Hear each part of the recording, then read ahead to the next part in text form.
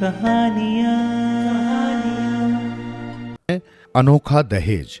बहुत समय पहले की बात है। किसी नगर में शेर सिंह नामक एक बहादुर राजपूत रहता था। अपनी जिंदगी में उसने अनेक लड़ाइयों में अपने जौहर दिखलाए थे और कई युद्ध भी जीते थे। अब उसका अंतिम समय निकट आ गया था और वो मौत की आखिरी घड़ियां गिन रहा था। उसके बेटे अजय सिंह और अजीत सिंह उसके बिस्तर के पास खड़े थे। कुछ दिनों पश्चात शेर सिंह चल बसा। सारी जिम्मेदारी अजय सिंह के ऊपर आ गई। अजय सिंह अपने छोटे भाई अजीत सिंह को बहुत चाहता था। उसे अपने भाई पर गर्व था, मगर अजय की पत्नी अजीत को उतना पसंद नहीं करती थी। उसका विचार था कि अजीत को खेती के काम में अजय की मदद करनी चाहिए। वो सोचती थी कि सारा काम उसके पति को ही क्यों करना पड़े। एक दिन अजीत सिंह लौटकर घर आया और भाभी से खाना मांगने लगा। उसकी भाभी ने चिल्लाकर कहा, रसोई में जाकर निकाल क्यों नहीं लेते? तुम्हारे सारे काम मैं ही क्यों करती फिरूं? अजीत ने कुछ जवाब नहीं दिया। वो चुपचाप रसोई घर में गया और खाना निकालकर अकेले ही खाने बैठ गया। उस दिन उसकी भाभी ने उसके खाने में जानबूझकर नमक नहीं डाला था। जो ही उसने पहला कौर मुंह में रखा, मुंह का स्वाद बिगड़ गया। अजीत ने पूछा, क्यों भाभी, क्या कारण है जो आज आपने खाने में नमक ही नहीं डाला? कितना बेस्वाद लग रहा है। मैं कोई तुम्हारी रसोइया हूं? अगर तुम्हें नमक डला हुआ सो स्वाद खाना चाहिए तो जाकर सांभर की राजकुमारी से शादी क्यों नहीं कर लेते? उसकी भाभी ने जवाब दिया। अजीत सिंह ने कहा, तो आप ये चाहती हैं? अच्छी बात है, मैं ऐसा ही करने जा रहा हूं। मैं सौगंध लेता हूं कि सांभर की राजकुमारी से शादी करने के बाद ही घर लौटूंगा। राजमहल में पहुंचकर उसने राजा से निवेदन किया, महाराज, मैं आपके दरबार में नौकरी करने आया हूं। राजा ने अजीत सिंह की ओर देखा। अजीत सुंदर, सुडौल और ताकतवर नवयुवक था। राजा को एक ही नजर में भा गया। अजीत के बोलने चालने का ढंग भी सभ्य और शिष्ट था। राजा ने उसे अपना अंगरक्षक नियुक्त कर लिया और रहने के लिए महल के पास ही एक मकान भी दे दिया। नौकरी पाकर अजीत बहुत प्रसन्न था। एक दिन सांभर का राजा ढेर सारे लोगों को साथ लेकर शिकार खेलने निकला। घोड़े पर सवार वो इतनी तेजी से चला कि अजीत सिंह के अलावा और कोई भी उसका साथ न दे सका।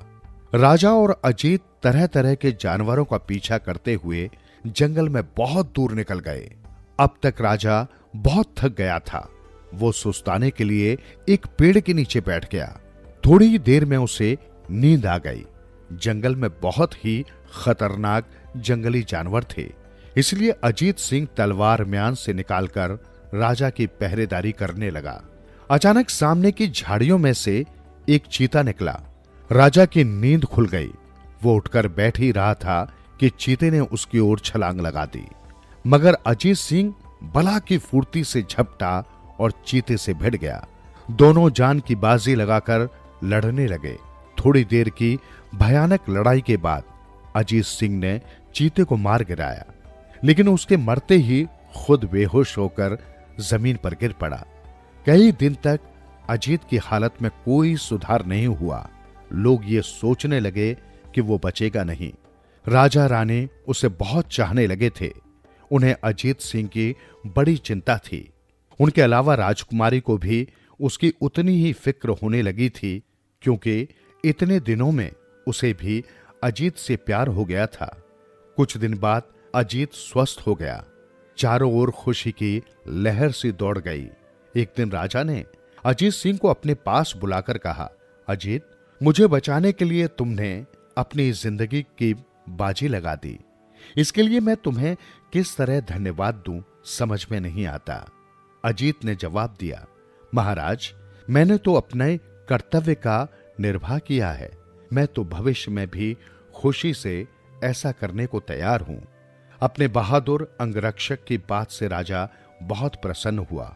वे बोले, तुम्हें यह जताने को कि मैं और महारानी तुम्हें कितना चाहते हैं, हमें सिर्फ एक ही उपाय नजर आता है कि हम तुम्हारे साथ राजकुमारी की शादी कर दें।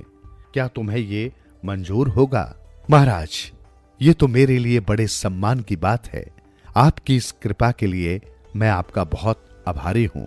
राजकुमारी से विवाह करना मेरे लिए सौभाग्य की बात होगी, अजीत सिंह ने जवाब दिया। मगर तभी अजीत सिंह ने राजा के पास आकर एक विचित्र निवेदन किया। महाराज, मुझे सोना चांदी आभूषण कुछ नहीं चाहिए। दहेज में मैं सिर्फ एक चीज चाहता हूं। क्या चीज चाहते हो? राजा ने चकित होकर पूछा। अजीत सिंह ने उत्तर दिया, महाराज, अगर आप मुझे सांभर नामक से लदे 100 ऊंट दहेज में दें तो आपका बड़ा ही आभार मानूंगा।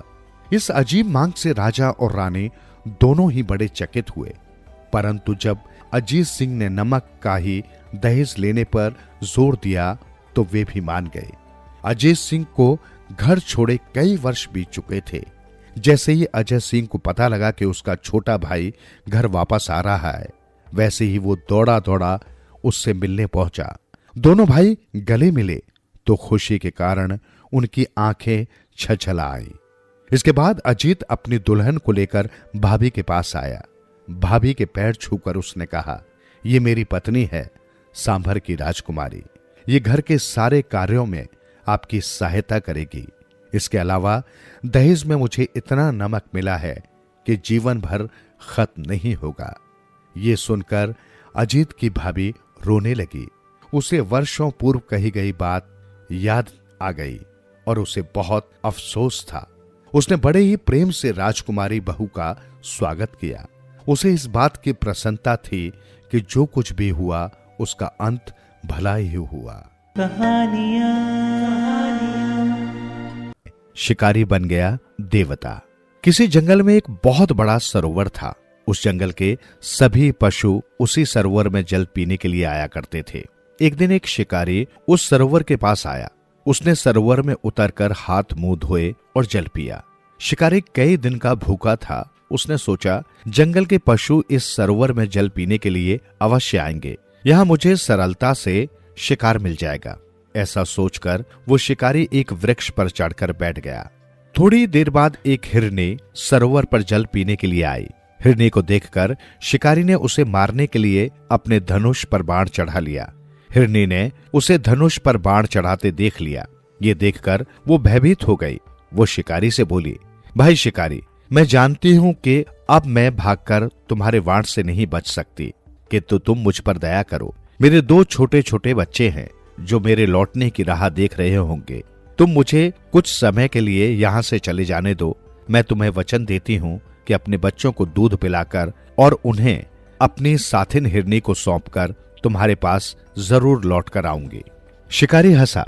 उसे विश्वास नहीं हुआ कि ये हिरनी प्राण देने के लिए उसके पास फिर लौटेगी।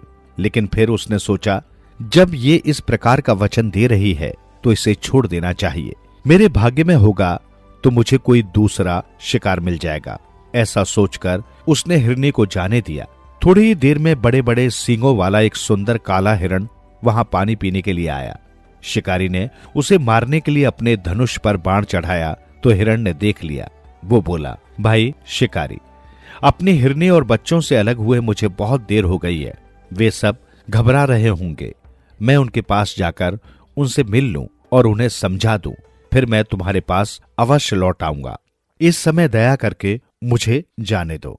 शिकारी बहुत झल्लाया। उसे बहुत भूख लगी थी, लेकिन उसने हिरण को यह सोचकर चले जाने दिया कि मेरे भाग्य में भूखा रहना ही लिखा है, तो आज भूखा ही रह लूंगा। हिरनी अपने बच्चों के पास पहुंची। उसने बच्चों को दूध पिलाया और उन्हें प्यार किया। फिर अपनी सहेली हिरनी को सब बातें बताकर उसने अपने बच्चे उसे सौंपने चाहे। इतने में ही वो काला हिरण भी वहां आ गया। उसने भी बच्चों को प्यार किया। बच्चे अपने माता पिता से अलग होने को तैयार नहीं होते थे। अंत में उनका हठ मानकर हिरण और हिरनी ने उन्हें भी अपने साथ ले लिया। सरोवर के पास पहुंचकर हिरण ने शिकारी से कहा, भाई शिकारी, अब हम लोग आ गए हैं, तुम हमें मारकर अपनी भूख मिटा लो। हिरण और हिरनी की सच्चाई को देखकर शिकारी को बड़ा आश्चर्य हुआ। वो वृक्ष से नीचे उतर आया और मन ही मन सोचने लगा, ये हिरण पशु होकर भी अपनी बात के कितने सच्चे हैं। ये प्राणों का मोह छोड़कर सत्य की रक्षा के लिए मेरे पास लौट आए हैं। और एक मैं हूं जो मनुष्य होकर भी कितना पापी और नीच हूं, जो अपना पेट भरने के लिए इन निरपराध पशुओं की हत्या करता हूं। अब से मैं किसी पशु की हत्या नहीं करूंगा। शिकारी ने अपना धनुष तोड़कर फेंक दिया। उसी समय वहां स्वर्ग से एक विमान उतरा। उस विमान को लाने वाले देवदूत ने शिकारी से कहा, शिकारी, ये हिरण सत्य की रक्षा करने के कारण निष्पाप हो गए हैं। ये अब स्वर्ग को जाएंगे। तुमने भी आज इन निर्दोष जीवों पर दया दिखाई है, इसलिए तुम भी इनके साथ स्वर्ग चलोगे। तब हिरण और हिरणी तथा उसके दोनों बच्चों का स्वरूप देवताओं के समान हो गया। वो शिकारी भी देवता बन गया। सत्य और दया के प्रभाव से विमान में बैठकर वे सब स्वर्ग चले गए। साधु का वरदान। किसी समय में विंध्याचल पर्वत की तलहटी में एक शहर हुआ करता था, कुंडलपुर।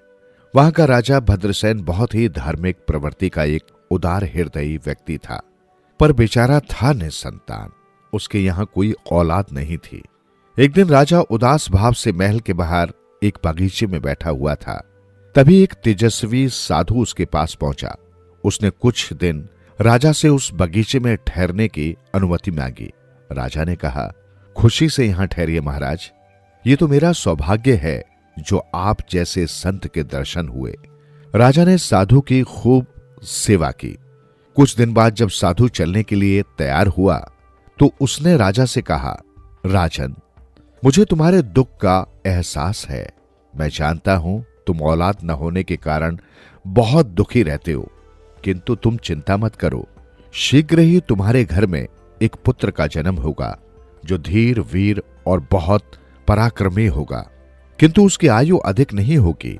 वो मात्र 21 वर्ष की आयु तक जिएगा और विवाह के तीसरे दिन ही उसकी मृत्यु हो जाएगी। साधु की बात सुनकर राजा को जहां पुत्र प्राप्त होने की खुशी हुई, वहीं ये गम भी हुआ कि उसके पुत्र की आयु मात्र 21 वर्ष ही होगी और वो विवाह के तीसरे दिन ही मृत्यु को प्राप्त हो जाएगा। राजा को परेशान देखकर साधु ने कहा, राजन, उदास होने की आवश्यकता नहीं है। मृत्यु के पश्चात तुम अपने पुत्र का दाह संस्कार मत करना, फिर सब कुछ ठीक हो जाएगा। तदंतर साधु ने राजा को एक अम्रफल दिया और कहा, इसे ले जाकर अपनी रानी को खिला देना। ईश्वर ने चाहा तो शीघ्र ही तुम्हारा महल बच्चे की किलकारियों से गूंजने लगेगा।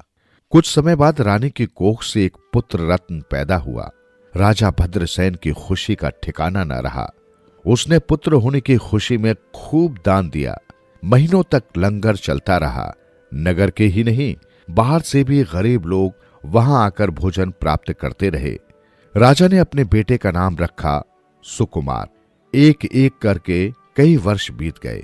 सुकुमार अब पूर्ण युवा हो चुका था। विदेह राज्य की राजकुमारी दर्शना से उसका विवाह हो गया। सारा कुंडलपुर खुशियों से भर उठा। इस हंसी खुशी के वातावरण में भला किसको साधु की बात याद रहती। राजा रानी तक साधु की भविष्यवाणी को भूल गए, पर विवाह के तीसरे ही दिन राजकुमार सुकुमार की मृत्यु हो गई। अब राजा को साधु की भविष्यवाणी याद हो आई, पर करता भी क्या। कलेजे पर पत्थर रखकर उसने जैसा साधु ने कहा था वैसा ही किया। राजकुमार के शव को सोने की पालकी में लिटाकर दही से भरे मटकों के साथ जंगल में छोड़ दिया गया। सुकुमार की पत्नी दर्शना भी रो धोकर अपने मायके चली गई। वहां वो प्रतिदिन अपने पति की मृत्यु के शोक में आंसू बहाती रही। एक दिन दर्शना महल के पीछे बने बगीचे में बैठी थी। इतने में ही एक बूढ़ा आदमी हाफता हुआ आया। बूढ़े के कपड़े फटे हुए थे, उसकी दाढ़ी बड़ी हुई थी और सिर के बाल बिखरे हुए थे। उसके चेहरे को देखने से ऐसा लगता था जैसे उसने कई दिन से भोजन नहीं किया है।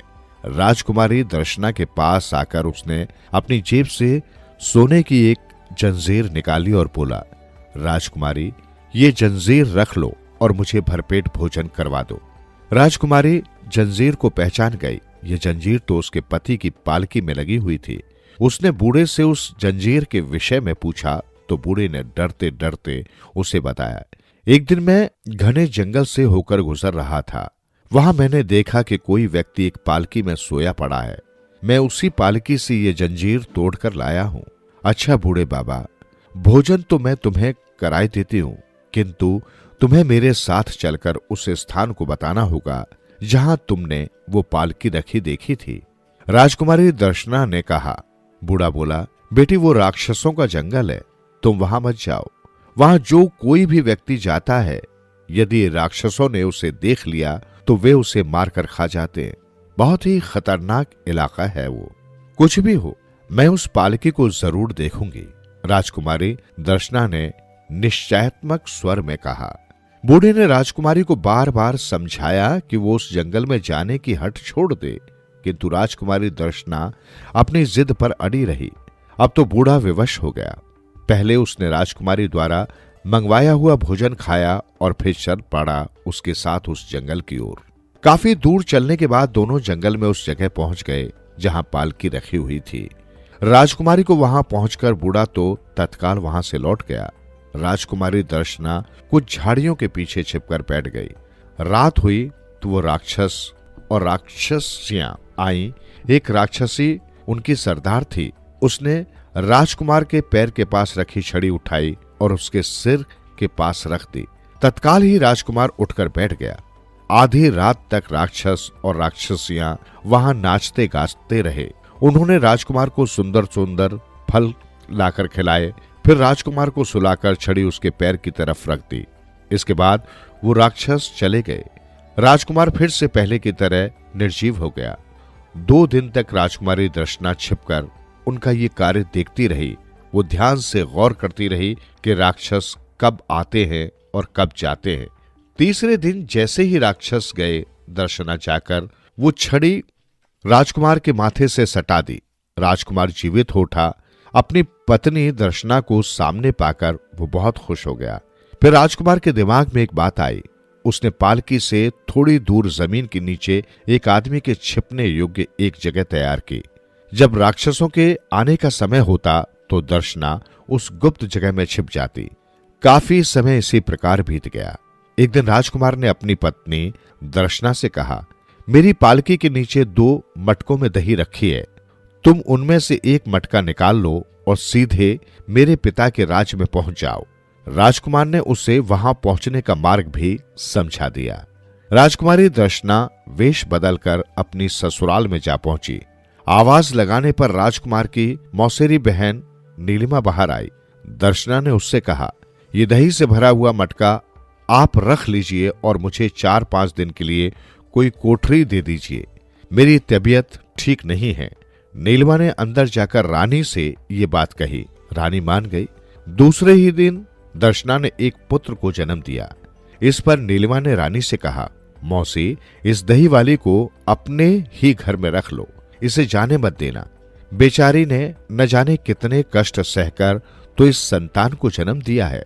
अब ऐसी हालत में ये कहां कहां भटकती फिरेगी। रानी ने नीलिमा की ये बात भी स्वीकार कर ली और उसकी देखभाल के लिए एक दाई की व्यवस्था कर दी। जब आधी रात होती, राजकुमार एक लोटे में दूध लेकर जंगल से आता और बाहर खिड़की के पास खड़ा होकर दर्शना से पूछता। आदर सत्कार हुआ। दर्शना के हाँ कहने पर वो दूध देकर तुरंत वापस लौट जाता। प्रतिदिन ऐसा ही होने लगा। एक रोज उस दाई ने, जो रानी ने दर्शना की देखभाल के लिए नियुक्त की थी, राजकुमार को देख लिया। उसने जाकर रानी को ये बात बताई। रानी ये सुनकर आश्चर्यचकित रह गई। उसे दाई की बात का विश्वास नहीं हुआ। उसने राजकुमार को स्वयं देखने का निश्चय कर लिया। अगले दिन शाम होते ही रानी खिड़की के पास छिपकर बैठ गई। जैसे ही आधी रात को राजकुमार आया, रानी ने उसे पकड़ लिया। बोली, बेटा तुम हमें छोड़कर मत जाओ। राजकुमार बोला, मैं राक्षसों के जादू से जीवित हूं। अगर मैं यहां रह गया तो मेरे रहते वो पूरे राज्य को नष्ट कर देंगे। उन्हें तुम अपने पोते के जन्म की खुशी में भोजन कराने का निमंत्रण भेजो, तब वे जरूर आएंगे। उनकी मृत्यु सिर्फ एक ही उपाय से हो सकती है। जो स्त्री उन राक्षसों की सरदार है, उसके हाथ में सोने का एक कंगन है। अगर उस कंगन को किसी प्रकार नष्ट कर दिया जाए तो मैं बहुत समय तक जीवित रह सकूंगा। लेकिन अभी तुम मुझे जाने दो। नहीं तो उन्हें पता चल जाएगा। ये कहकर राजकुमार तेजी से वहां से चला गया। अब रानी को पता चल गया था कि दही बेचने वाली कोई और नहीं, उसकी बहू है। कुछ दिन बाद राजा ने अपना पोता होने की खुशी में सारी प्रजा को भोज के लिए आमंत्रित किया। सभी लोग खुशी से वहां आए। राक्षस राक्षसियों को विशेष तौर पर आमंत्रित किया गया था, अतः वे भी वहां पहुंच गए। प्रजा के अधिकांश लोग भोजन कर चुके थे और अब राक्षस और राक्षसियों को भोजन परोसा जा रहा था। तभी दर्शना ने अपने नन्हे बालक की बाह से नाखून कड़ाकर उसे रुलाना शुरू कर दिया। बालक जोर जोर से रोने लगा। उसे रोता देखकर राक्षसों की सरदार स्त्री ने पूछा, ये बालक रो क्यों रहा है? इस पर दर्शना ने कहा, बालक खिलौना मांगता है, खेलने के लिए मजबूत हाथ पांव मांगता है। बहन, बालक आपके हाथ का कंगन मांगता है। दर्शना बार बार बच्चे को रुलाती राक्षसी के पूछने पर वही बात दोहरा देती। अंत में राक्षसी ने कहा, मैं खिलौना तो नहीं दे सकती हूँ, जब बच्चा बड़ा होगा तभी इसके हाथ पांव मजबूत होंगे। लो बहू रानी, ये मेरे हाथ का कंगन, बच्चे को खेलने दो। जब वो चुप हो जाए तो ये कंगन मुझे वापस कर देना। राक्षसों की सरदार स्त्री ने जैसे ही दर्शना को वो कंगन दिया, दर्शना ने चुपके से वो कंगन अपनी सास को दे दिया। रानी ने उस कंगन को जलती हुई भट्टी में डाल दिया। भट्टी में पड़ते ही कंगन गलने लगा। कंगन जैसे जैसे गलता गया, एक एक करके सभी राक्षस और राक्षसियां मरती गई। उनके बीच वेश बदलकर बैठा राजकुमार निकलकर बाहर आ गया। राजा और रानी ने उसे गले लगा लिया। फिर राजकुमार बहुत दिन तक जीवित रहा। अपने पिता के मुख से वो साधु के विषय में सुन चुका था, जिसके वरदान स्वरूप उसका जन्म हुआ था। उसने उस साधु महाराज की बहुत खोज कराई, किंतु वो साधु महाराज फिर उसके राज्य में नहीं आए। बुद्धिमान लोग सच ही कहा करते हैं, परोपकारी लोग अपने किए परोपकार को याद नहीं रखते। वे अपनी परोपकार की भावना को सतत प्रवाहित करते रहते हैं, ठीक उस नदी की भांति जो अपनी निर्मल जलधारा से लगातार लोगों का कल्याण करती रहती है। काठ की अम्मा। मोहन जब 4 साल का था तभी उसके गांव सोनगढ़ में बाढ़ आने की त्रासदी में उसके माता पिता की मृत्यु हो गई थी। सोनगढ़ के लोगों की दया ममता से मिलने वाले झूठे सूटे की भीख से पलते बढ़ते मोहन 8 साल का हो गया। फिर वहीं के एक बढ़ई ने मोहन को अपने यहाँ रख लिया और उससे काम करवाने लगा। बदले में उसने मोहन को अपने ही घर में रहने की जगह दे दी और उसे पेट भर खाने को भी देने लगा। किशोर अवस्था तक पहुंचते पहुंचते मोहन काफी कुछ सोचने समझने लायक था। वो अपनी उम्र के अन्य बच्चों को उनकी माताओं द्वारा प्यार किया जाता तो सोचता, काश उसकी भी कोई माँ होती। एक दिन काशी के प्रकांड पंडित और चमत्कारी व्यक्तित्व के स्वामी गुरु विष्णुदत्त सोनगढ़ आए। सोनगढ़ के सरपंच और पंच प्रमुखों के अलावा वहां की जनता ने भी स्वामी जी का खुले हृदय से स्वागत सत्कार किया। स्वामी जी ने भी वहां के लोगों की छोटी बड़ी समस्याओं का बहुत अच्छे से समाधान किया। मोहन को जब स्वामी जी के बारे में पता चला तो वो भी उनके दर्शन के लिए गया, लेकिन सुबह से शाम तक स्वामी जी के इर्द गिर्द इतनी भीड़ रही कि वो उनके निकट पहुंच ही न सका। शाम को जब स्वामी जी ने सभी लोगों की समस्याओं का समाधान करके उन्हें वापस भेज चुके तो मोहन स्वामी जी के निकट आया और उनके चरण स्पर्श करके रोने लगा। स्वामी जी मोहन को अपने चरणों में रोता देख द्रवित हो उठे और उसे उठाकर अपने अंक से लगाते हुए बोले, रो मत बेटा, मुझे बताओ तुम्हें क्या चाहिए? मुझे माँ चाहिए। मोहन रोते रोते बोला तो स्वामी जी सन्न रह गए। उन्होंने नेत्र मूंद कर ध्यान लगाया तो उन्हें मोहन और उसकी अवस्था के बारे में सब कुछ पता चल गया। स्वामी विष्णुदत्त ने कुछ सोचा, आंखें बंद की, होठों ही होठों में कोई मंत्र पढ़ा। अगले ही पल उनके हाथ में एक बहुत बड़ा लकड़ी का टुकड़ा आ गया।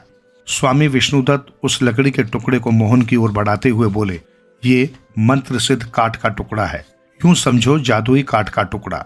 इसे संभालो मोहन और इससे तुम अपनी माँ को तैयार करो। क्या? मोहन लकड़ी के टुकड़े को हाथ में लेते हुए बोला, इससे मैं अपने लिए काठ की अम्मा तैयार करूं?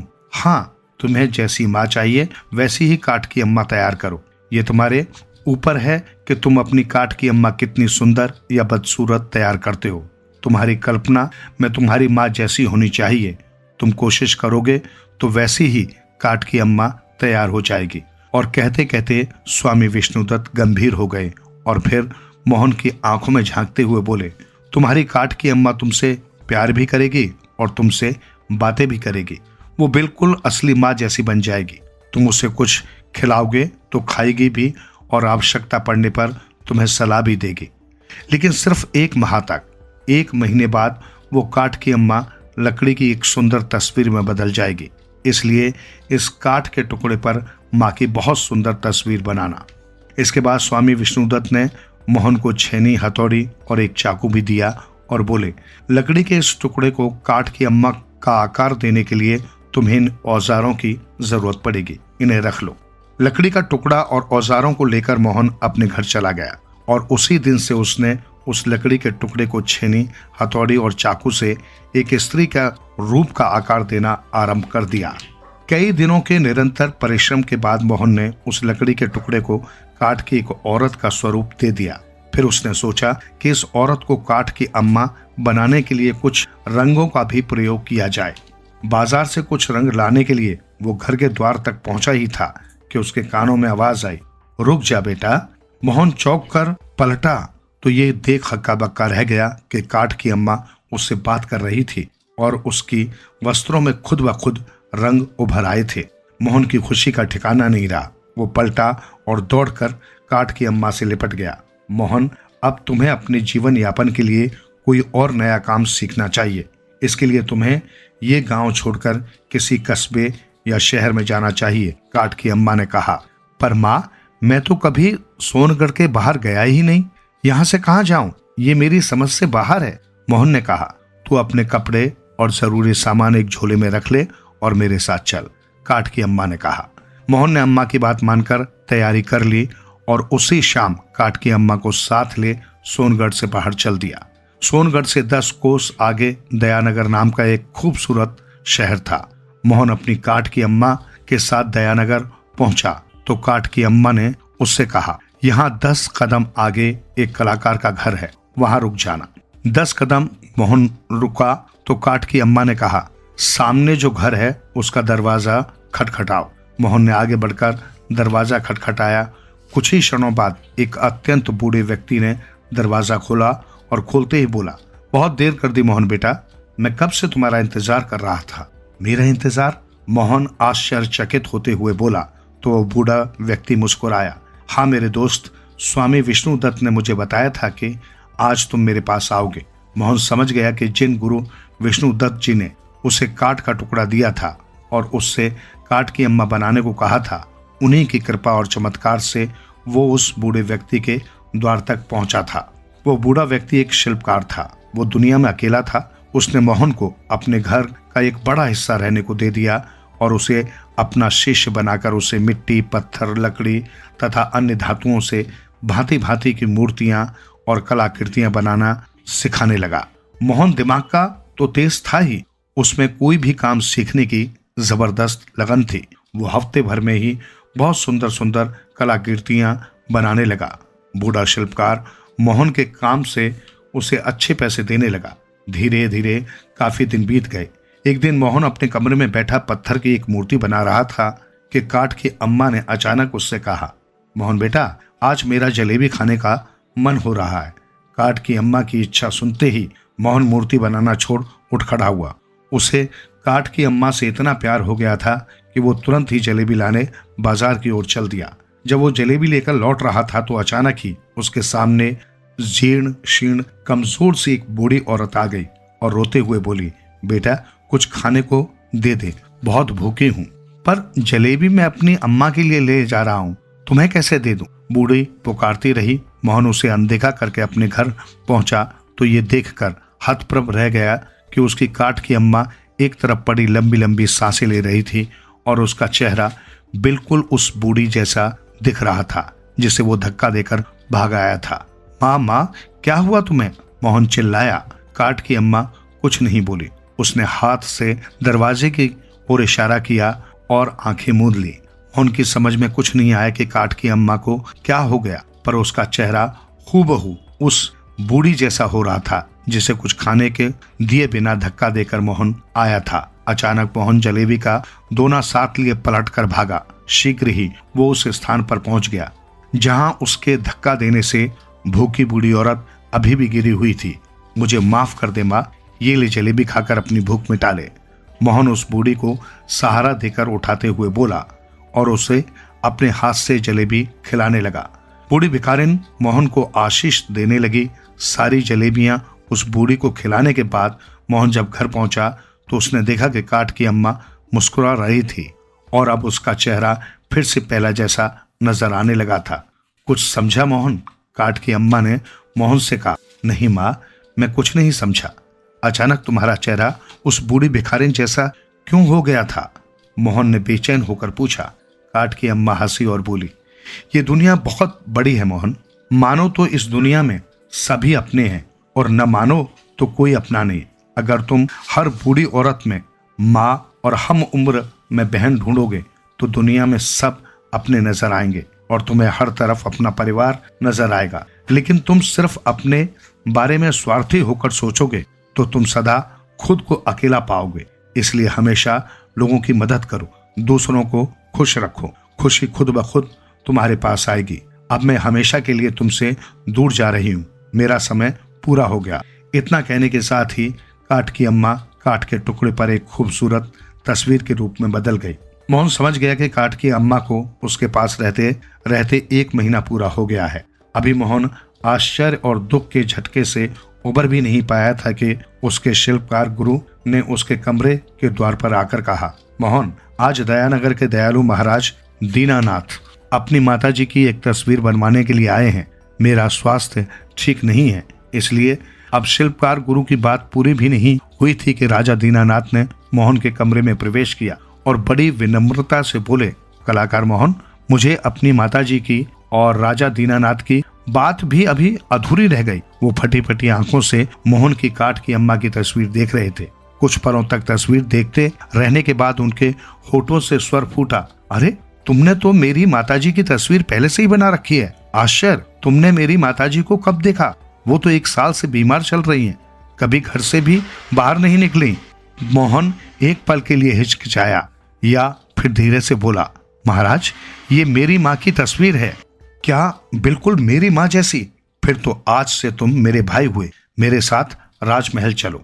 जाओ मोहन। राजा दीनानाथ की बात सुन शिल्पकार गुरु ने मोहन को आशीर्वाद देते हुए कहा, महाराज तो राजकाज में व्यस्त रहते हैं, तुम उनकी माँ की सेवा करना, शायद वो शीघ्र ही स्वस्थ हो जाए। मोहन अपनी काठ की अम्मा की तस्वीर साथ लेकर राजमहल पहुंचा तो ये देख सचमुच हक्का बक्का हो गया कि महाराज दीनानाथ की माँ हूबहू उसकी काठ की अम्मा जैसी थी। उसके बाद तो राजमाता की सेवा करने में मोहन ने कोई कसर नहीं छोड़ी। उन्हें समय पर दवा देना, उनको भोजन कराना और उनके पांव दबाना उसका रोज का काम था। धीरे धीरे राजमाता के स्वास्थ्य में सुधार होने लगा। फिर एक दिन राजा दीनानाथ ने मोहन से कहा, मोहन भाई, मैं समझता था मेरी बीमार माँ मरने वाली है, इसलिए मैं उनकी तस्वीर बनवाना चाहता था, लेकिन तुमने तो चमत्कार कर दिया। अब तुम हमेशा मेरे छोटे भाई बनकर मेरे साथ ही रहोगे। मैं तुम्हें कहीं नहीं जाने दूंगा। और अनाथ मोहन को हमेशा के लिए एक बड़े भाई और माँ का प्यार मिल गया। काठ की अम्मा की दी हुई सीख मोहन कभी न भूला और हमेशा हर बूढ़ी औरत को माँ तथा हम उम्र कन्याओं को बहन का सम्मान व स्नेह देना शुरू कर दिया। इस दुनिया में अकेला वही है जो सिर्फ अपने बारे में सोचता है। यदि इंसान अपने आसपास नजर दौड़ाए और सबका भला सोचे तो वो कभी खुद को अकेला नहीं समझेगा। रामी बहुरानी। बात पुरानी है, लोगों को न उसके बाप का नाम याद है और न गांव का। इतना ही मालूम है कि उसका नाम रामी था और वो स्याना गांव के मुखिया परिवार की वधू थी। पाली उसकी ससुराल थी, पति का नाम भी न जाने क्या था। रामी जब छोटी ही थी, एक दिन उसके मायके में ढोल बजे, मंगल गीत गाए गए। गांव की बाट से कोई पालकी पर बैठकर आया और दूर 4 पहाड़ों से दूर उसे ब्याह कर ले गया। दुल्हन ने नए घर में प्रवेश किया, सास ने बहू को गले लगाया। मंगल गीतों की गायिकाओं ने एक स्वर में गाया, शिव पार्वती को लेकर आया है। सारा घर हर्ष से भर गया। खूब भरा पूरा परिवार था उनका। जेठानी पहले से आई हुई थी, देवरानियां आने को थी। सब मिलकर खेती करते थे। जेठ ने भैंस पाल रखी थी, देवर भेड़े चराया करता था। जीवन में लोभ न था, शोभ न था, किसी का न लेना एक न देना दो। रामी बहुत प्रसन्न थी। दूर से ही जब कभी वो अपने पति को आंखें नीची कर देख लेती थी तो वो मुस्कुरा उठता था। लगता था जैसे जीवन में सावन लहरा गया। पानी से भी मीठी प्यास होती है। वे आंखों ही आंखों में एक दूसरे के लिए प्रेम सजोए रहे। तभी एक दिन सांझ को घास का बोझ लेकर रामी लौट रही थी तो पेड़ की ओट में खड़े होकर पति ने कहा, मैं कल जा रहा हूँ। रामी सकुचाई। पहले उसने इधर उधर देखा और फिर कहा, कहाँ? परदेश जा रहा हूँ, कमाने, पति ने कहा। रामी की आंखों में आंसू छलक आए। पति ने सांत्वना दी, सभी के पति तो जाते हैं, जल्दी लौट आऊंगा, फूलों के साथ जा रहा हूँ, बादलों के साथ लौट आऊंगा। दूसरे दिन वो परदेश को चल दिया। घर के लोगों ने डबडबाई आंखों से विदा दी। पता नहीं वो कौन से देश पहुंचा, उसने वहां क्या किया क्या नहीं किया। दिन बीते, महीने बीते और फिर साल पर साल बीतते गए। वो प्रवासी नहीं लौटा। माँ उसकी याद में खोई खोई सी रहने लगी। रामी भाग्य को रोती रही। उन्होंने कहा था, बादलों के साथ लौट आऊंगा। तब से न जाने कितने फूल खिले, खिलकर झड़े। वन पर्वतों पर कितने बादल आए और चले गए, पर लौटकर आने को कहने वाला वापस नहीं लौटा। रामी खेतों में काम करती, कूटती, पीसती, घास काट कर लाती, सब काम काज करती, पर हृदय उसका दूर प्रदेश में अपने पति को ही खोजता रहता। इतने भरे पूरे परिवार में उसे लगता जैसे कि वो अकेली हो। उसे जीवन भार हो गया। उसकी कोख सूनी ही रह गई और यौवन 2 दिन के लिए आया, पर उससे रूठा सा रहा। वन में मोर नाचा, किसने देखा? मन की कामनाएं मन में ही घुट कर रह गई। वो तरह तरह की कल्पना करती कि उसका पति परदेश में क्या कर रहा होगा, कमाता होगा, खूब कमाकर घर लौटेगा। कभी सोचती कहीं परदेश में किसी ने लुभा न लिया हो। कभी उसका विचार होता, परदेश में कौन अपना होता है, भूख में रोग में कौन किसकी सोचता है, किसी ने मार दिया होगा। और तब वो निराश हो उठती। काश मैं लिखना जानती तो मैं उन्हें घर बुला लेती, पर कोई क्या करता। घर में उसके पत्र ही न आते थे। उधर रामी का पति अपना हाल किसी को बताता ही न था। उसने पैसा कमाया या नहीं भगवान जाने, कमाता भी किसके लिए। घर का मोह उसने छोड़ दिया था। वो पूरे 12 साल बिता चुका था। सोचता जाऊं भी किसके पास। माँ बाप मर चुके होंगे, भाइयों को भी अब उसका ख्याल न रहा होगा। और रामी के विषय में सोचते हुए उसके हृदय में एक सिरहन तो जरूर दौड़ जाती, पर वो सोचता उसने भी ब्याह कर लिया होगा। एक दिन जाने न जाने कैसे फिर उसे घर का ख्याल आया। वे वन और पहाड़ उसकी आंखों में छा गए। सहसा रामी की भोली सूरत उसके सामने उठी और उसे वे दिन याद हो आए जब वे साथ साथ खेतों में काम करते थे। जब सुबह उसकी हंसी सा खिलता था और संध्या उनके प्रेम गीतों से गूंज उठती थी। और उस दिन की याद भी वो न भूल पाया था जब विदा देते हुए वो मुंह छिपाकर रोने लगी थी। उसका हृदय उससे ही विद्रोह करने लगा। आखिर उसने कहा, घर जाऊंगा, जरूर जाऊंगा, पर 12 साल बाद इस तरह जाते हुए उसे संकोच था। और फिर उसने सोचा, अगर रामी चल गई हो तो घर जाकर होगी क्या होगा। उसे न जाने क्या सूझी। उसने साधु का वेश बना लिया और घर के रास्ते लग गया। कुछ दिन में वो गांव के पास पहुंचा। हर चीज को उसने पहचानने की कोशिश की। वे वन, वे पहाड़, वे नदियां और खेत। रास्ते के नीचे ही उसका अपना एक खेत था। उसमें वो हल चला चुका था। उसने देखा उसमें कोई स्त्री झांगोरा गोड़ रही थी। उसने उसे देखा और रुक गया। उसका रूप रामी से मिलता था। साधु ने पूछा, बहू रानी, क्या नाम है, किस गांव की हो? रामी ने उठकर देखा और कहा, बटोई, मुझे क्यों पूछते हो? किंतु गांव का शिष्टाचार था, उसे अपना परिचय देना पड़ा। मैं रावतों की बेटी हूँ, पाली गांव के सेठों की बहू हूँ। रामी मेरा नाम है। रामी का नाम सुनते ही साधु की बात पक्की हो गई। जेठ की दोपहरी थी, अकेली। उसे काम करते देख उसे दया हो आई। और कहाँ गए हैं? साधु ने पूछा। रामी ने बताया कि सब घर पर हैं। जैसे ये कहने जा रही हो कि उसका पति होता तो उसे भी कौन इस दोपहर में काम करने को कहता। रामी को सहसा पति की याद आ गई। उसके हाथ का कुटला छूट गया और उसकी आंखों में आंसू छलछला उठे। साधु ने मौका ताका और तपाक से कहा, रानी, रोती क्यों हो? जवानी क्यों खो रही हो? आप पेड़ की छांव में बैठे। रामी चिढ़ी। उसने लाल लाल आंखें की और बोली, जोगटा कहीं का, तेरे साथ मैं क्यों बैठूं? तेरे साथ तेरी बहन बैठेगी। साधु मुस्कुराया और गांव की ओर चला गया। अपने घर के आंगन में पहुंचते ही उसने अलख निरंजन पुकारा। अंदर से बुढ़िया माता दौड़ी आई। बुढ़िया साधु संतों को बहुत मानती थी, उनसे अपने लड़के की बात भी पूछती थी। इस साधु से भी वही प्रसंग छिड़ गया, पर साधु को भूख लगी थी। उसने कहा, माई पहले मेरे लिए खाना बनवाओ, मछली बहू चावल पकाएगी तब खाऊंगा, नहीं तो नहीं। बुढ़िया ने बहू को पुकारा। रामी आई तो देखा वही जोगी बैठा था। उसने कहा, सास जी, तुमने मुझे क्यों बुलाया? मैं इस जोगटे के लिए खाना नहीं बनाऊंगी, इसने मुझे खोती गालियां दी हैं। साधु ने आंखें तरेरी, जैसे शाप देगा। बुढ़िया ने बहू को समझाया। रामी खाना बनाने लगी। बुढ़िया साधु से बातों में लग गई। बुढ़िया ये जानकर खुश हो रही थी कि उसका बेटा लौट आएगा। रामी अंदर चूल्हे के पास बैठी साधु के कहे पर कुड़ रही थी। आज उसने अचानक उसके हृदय पर ठेस लगा दी थी। सोया शेर जैसे जाग उठा था। कल ही उसने सपने में अपने पति को देखा था, जैसे वो घर लौट आने को कह रहा था। खाना बना तो रामी ने उसे मालू के चौड़े पत्तों में परोस दिया। साधु ने देखा तो वापस मुड़ने लगा और कहा, खिलाना है तो अपने पति की थाली में खिलाओ। रामी के शरीर में जैसे आग लग गई। बोली, नहीं खाता तो मत खा, बहुत से जोगटे तो दिन भर घूमकर भी भीख नहीं पाते, और तू? साधु उसके क्रोध पर मुस्कुराया, वहां से उठा और बुढ़िया के पास पहुंचा। उसके चरणों में गिरकर बोला, माँ, मैं ही तेरा पुत्र हूँ। माँ ने उसे गले से लगा लिया। रामी देखती रह गई। सास ने कहा, देखती क्या है, मेरे बेटे को खाना खिलाना। रामी ने पति की थाली में खाना परोसा। साधु खाना खाने बैठा। रामी की आंखें आंसुओं से भर आई, जैसे सावन में बादल भर आते हैं। कितने निर्मोही बने रहे तुम, उसने कहा। न जाने कितने भाव आ आकर उसके गले पर रुक रहे थे। वो कह नहीं पाई, केवल आंसू बहते रहे। आखिर उसने कहा, और ये जोगी का भेष? पति ने रामी के आंसू पोंछे और कहा, आज से तू मेरी जोगन और मैं तेरा जोगी। दोनों खिलखिलाकर हंस पड़े। तब से वे कभी नहीं बिछड़े और आनंद से रहने लगे।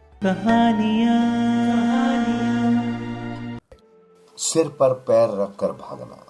महाराजा शर्यती के राज्य में च्यवन नामक एक ऋषि थे।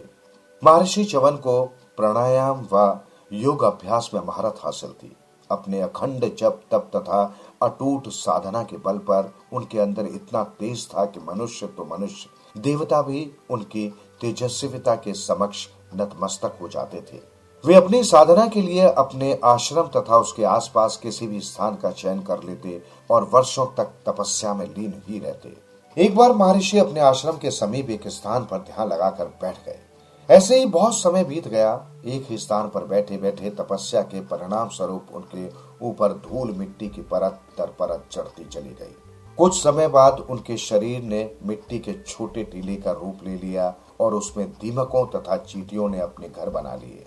घास फूस से युक्त उस टीले को देखकर कोई कह भी नहीं सकता था कि इसके अंदर मानव शरीर है।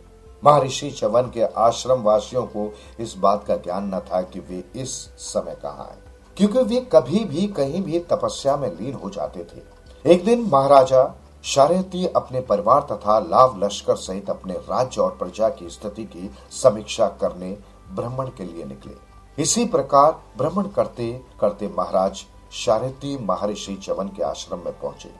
उनके साथ उनकी सेना की टुकड़ी, मंत्रीगण तथा उनकी पुत्री सुकन्या भी थी। जब शर्यती आश्रम पहुंचे तो वहां उन्हें ज्ञात हुआ कि महर्षि च्यवन आश्रम में न होकर अज्ञात स्थान पर तपस्या में लीन है। संध्या का समय था।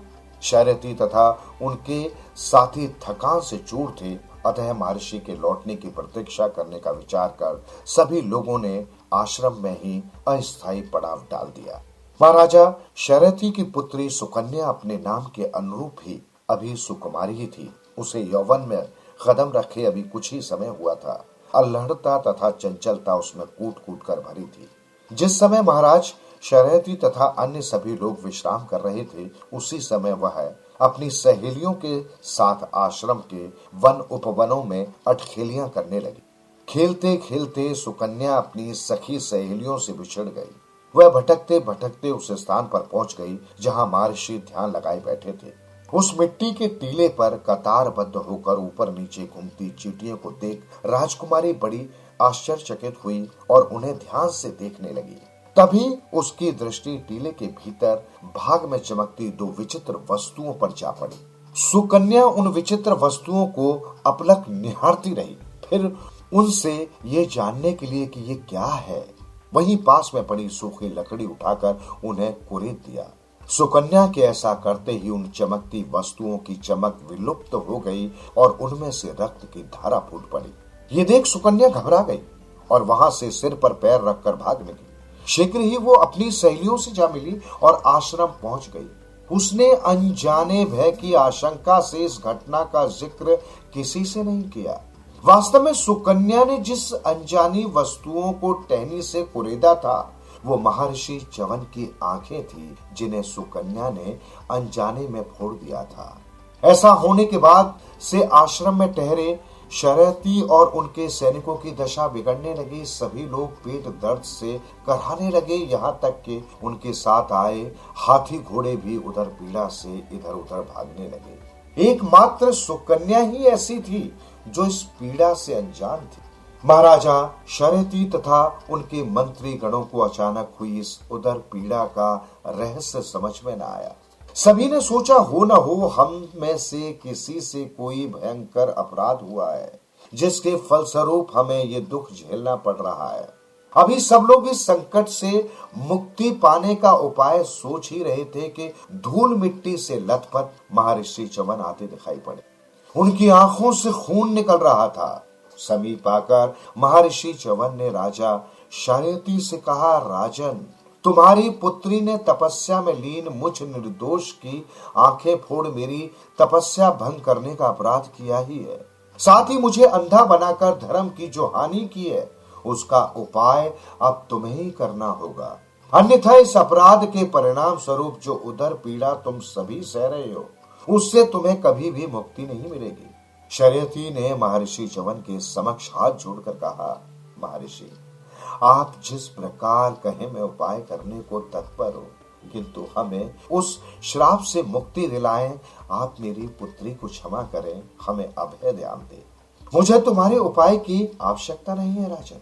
तुम्हारी जिस विवेकहीन पुत्री ने मुझे अंधा बनाया है, यदि वो जीवन भर मेरी सेवा का व्रत ले ले तो तुम सबका कल्याण संभव है, अन्यथा कदापि नहीं। महर्षि च्यवन के उन शब्दों ने महाराज शर्यती को धर्म संकट में डाल दिया। कहां वनों में रहने वाले वायुव्रत महर्षि च्यवन और कहां राजमहलों में सुखों से पली बड़ी कोमल सुपुत्री सुकन्या। भला ऐसा संयोग कैसे हो सकता है? ये सोच शर्यती असहाय से विलाप करने लगी। सुकन्या ये सब देख सुन आगे बढ़ी और बोली, पिताजी, आप चिंता न करें, मैं अपना संपूर्ण जीवन महर्षि के चरणों में अर्पित करती हूँ। यही मेरे पापों का प्रायश्चित है, आप मेरे लिए चिंता न करें। सुकन्या की इस प्रकार दृढ़ता पूर्वक बातें सुन राजा शर्यती हतप्रभ रह गए। सुकन्या की बातें सुन महर्षि च्यवन को भी शांति मिली, जिससे अन्य सभी लोगों की उदर पीड़ा भी शांत हो गई। राजा शर्यती महर्षि च्यवन को अपनी पुत्री सौंप वहां से प्रस्थान कर गए। सुकन्या ने अपना तन मन महर्षि की सेवा में समर्पित कर दिया। कोई कह नहीं सकता था कि ये वही 15 वर्षीय सुकन्या थी जो राजमहलों में पली बड़ी थी। सुकन्या पति की सेवा कर अपना जीवन सादगी से व्यतीत कर रही थी कि उसके जीवन में परीक्षा का एक और अवसर आ गया। देववैद्य अश्वनी कुमार आकाश मार्ग से कहीं जा रहे थे। उनकी दृष्टि सुकन्या पर पड़ी। सुकन्या का अपार सौंदर्य देख वे उस पर मुग्ध हो गए और एकांत पाकर सुकन्या को आकर्षण में बांधने का प्रयत्न करने लगे। अपने तेजस्वी पति की सेवा में अपना जीवन अर्पण करने वाली सुकन्या अश्वनी कुमार का मंतव्य भाप गई और क्रोधित होकर बोली, देववैद्य, मैं तपस्वी महर्षि च्यवन की पत्नी हूँ। क्या तुम इस बात को जानते हो? तुमने जिस वासना से प्रेरित हो मुझ पर कुदृष्टि डाली है, उसका परिणाम तुम्हें भोगना होगा। सुकन्या की ऐसी वाणी सुन तथा उसका सत्य देख अश्वनी कुमार को अपनी भूल का आभास हुआ। पतिव्रता सुकन्या तथा तेजस्वी च्यवन ऋषि के क्रोध अग्नि से बचने के लिए वे तुरंत अपना मनोभाव छिपा गए और बात बदलते हुए बोले, देवी, कृपा हमें शंकित दृष्टि से न देखें। हम तो यहाँ महर्षि च्यवन का यौवन तथा नेत्र लौटाने आए हैं। अगर आपकी अनुमति हो तो हम ऐसा करें। यद्यपि सुकन्या समझ गई थी कि अश्वनी कुमार बातें बदल रहे हैं, तब भी उसने अवसर का लाभ उठाने का निश्चय किया। वो उन्हें लेकर महर्षि च्यवन के पास पहुंची। जब महर्षि को सब बातों का पता चला तो उन्हें भी इससे कोई आपत्ति न हुई। वे जान गए कि ये सब उनकी पत्नी के सतीत्व का ही परिणाम है। इसके पश्चात देववैद्य अश्वनी कुमार ने महर्षि च्यवन को अपने साथ लिया और उनकी आंखों तथा संपूर्ण शरीर में कोई औषधि मलकर सरोवर में डुबकी लगवाई। डुबकी लगाकर जब वे बाहर निकले तो सुकन्या उन्हें देखकर चकित रह गई। अब वे एक ही रंग रूप के नवयुवक दिखाई दे रहे थे। अब सुकन्या के सामने एक और परीक्षा की घड़ी थी। उसे उनमें से अपने पति च्यवन ऋषि की पहचान न था। तब सुकन्या ने अपने अंतर्मन तथा सतीत्व के प्रभाव से अपने पति महर्षि च्यवन को पहचान ही लिया। उसके ऐसा करते ही स्वर्ग लोक से फूलों की वर्षा होने लगी। तीनों लोकों में सुकन्या के सतीत्व तथा पतिव्रत की प्रशंसा की जाने लगी। इस प्रकार सुकन्या को अपने पतिव्रत तथा सतीत्व का पालन करने से फल प्राप्त हुआ और वो अपने युवा तथा स्वस्थ पति महर्षि च्यवन के साथ सुख पूर्वक जीवन व्यतीत करने लगे। इस कहानी से हमें सीख मिलती है, व्यक्ति को ईश्वर पर पूर्ण रूप से विश्वास रखकर अपने कर्तव्य का पालन करना चाहिए। देर सवेरों से इसका फल अवश्य मिलता है। किसी वस्तु के प्रति जिज्ञासा उत्पन्न होने पर उसकी वास्तविकता जांचे परखे बगैर उससे छेड़छाड़ नहीं करनी चाहिए, अन्यथा अनर्थ हो जाने पर उसे भी सुकन्या की तरह सिर पर पैर रखकर भागना पड़ता है तथा अपनी गलती का फल भोगना होता है। मुश्किलों का साथी। 1, 2, 3, 4, 5। जयंतीलाल 500 के नोटों की गिनती कर रहा था। 30 की संख्या पर वो रुक गया। गड्डी के बाकी नोट अपनी पत्नी सुहासिनी को पकड़ाते हुए बोला, ये बाकी 25,000 संभाल कर रख लो, बहुत सारा उधार चुकाना है, पर पहले रविपाल के पैसे दे आओ। हमारी जरूरत पर उसने 1 मिनट भी नहीं लगाया। 90,000 देने में बाबूजी की जिंदगी उसी की मदद से बच सकी। उसने इकट्ठे 90,000 दिए और मैंने हर महीने 15,000 करके लौटाए हैं। आज ये छठी किश्त दे आऊं तो समझो गंगा नहा गया। पैसे तो आज तुम पूरे चुका दोगे, लेकिन उनका एहसान तो मरते दम तक नहीं उतारा जा सकता। सुहासिनी ने पति के हाथों से बाकी के 25,000 लेते हुए कहा। सही कह रही है तू, जयंतीलाल ने कहा। हमारे लिए तो भगवान का काम किया था उसने, बल्कि भगवान से बढ़कर। भगवान से मांगो तो पता नहीं कब तक देता वो। रविपाल ने तो 1 सेकंड नहीं लगाया, निकालकर 90,000 हाथ पर रख दिए। आज आखिरी किश्त देकर भी बार बार धन्यवाद करना नहीं भूलना, सुहासिनी ने बोली। पागल हुई है, जयंतीलाल बोला। मैं तो उस आदमी के पैर भी छू लूं, पर बचपन का दोस्त है, देगा कनपटी पे एक हाथ कि तबीयत हरी हो जाएगी।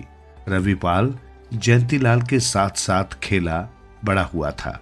सिर्फ एक बात में दोनों समान थे, वो ये कि जयंतीलाल एक साधारण मिडिल क्लास परिवार का इकलौता चश्मे चिराग था, जबकि रविपाल एक खानदानी रईस करोड़पति परिवार की एकमात्र संतान।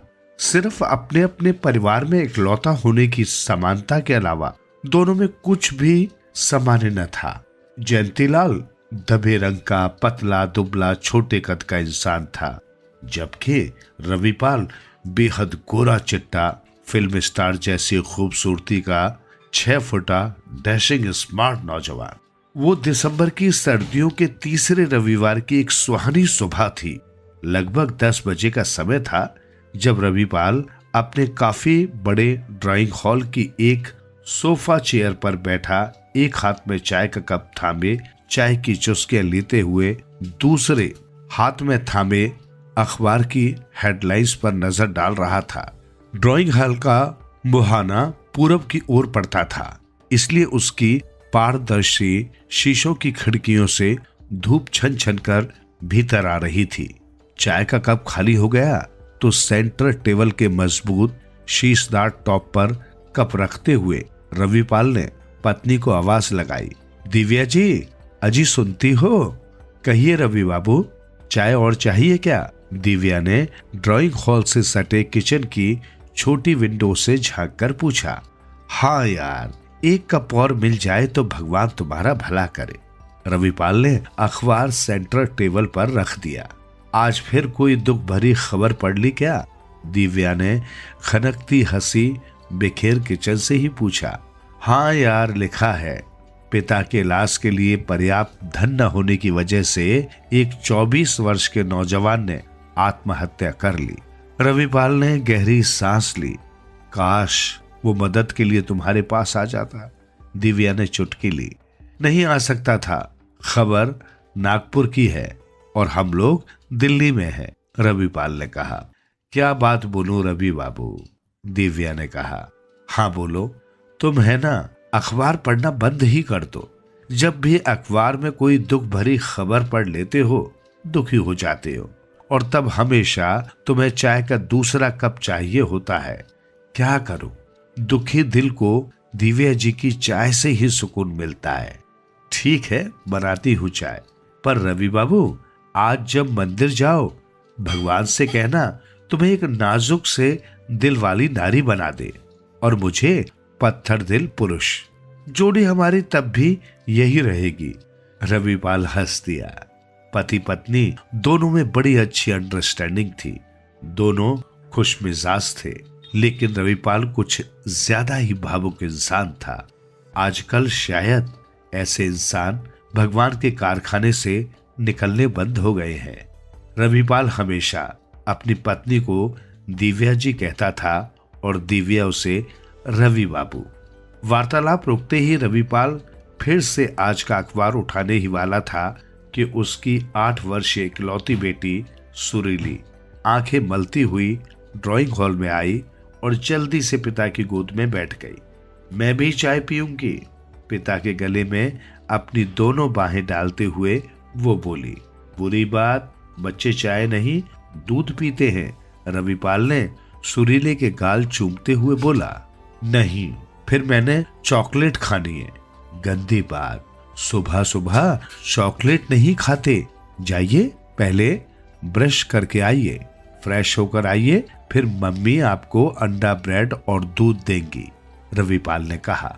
सुरीली पापा की गोद से उतरकर वॉशरूम की दिशा में चल दी।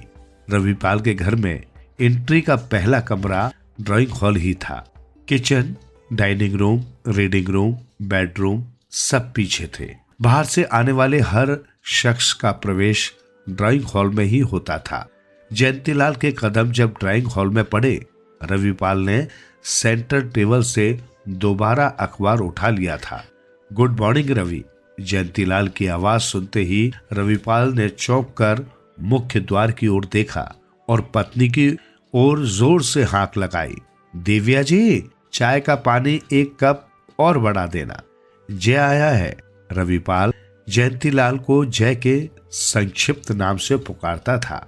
जयंतीलाल करीब आकर रविपाल के साथ बड़ी सोफा चेयर पर ही पसर गया। फिर उसने अपनी जेब में हाथ डाला ही था कि रविपाल ने पूछ लिया, बाबूजी कैसे हैं? अच्छे हैं, तुझे हमेशा याद करते हैं। किसी रोज आना घर पर, भाभी और सुरीली को लेकर। जयंतीलाल ने जेब से नोटों का बंडल निकालकर रविपाल की ओर बढ़ा दिया। ये ले, आखिरी 15,000 तेरे दिए कर्ज की आखिरी किश्त। बेवकूफ, तूने फिर कर्ज शब्द का प्रयोग किया। मैंने तुझे पहले भी बताया था कि मैंने अपने यार की मदद की थी, कोई कर्ज नहीं दिया था।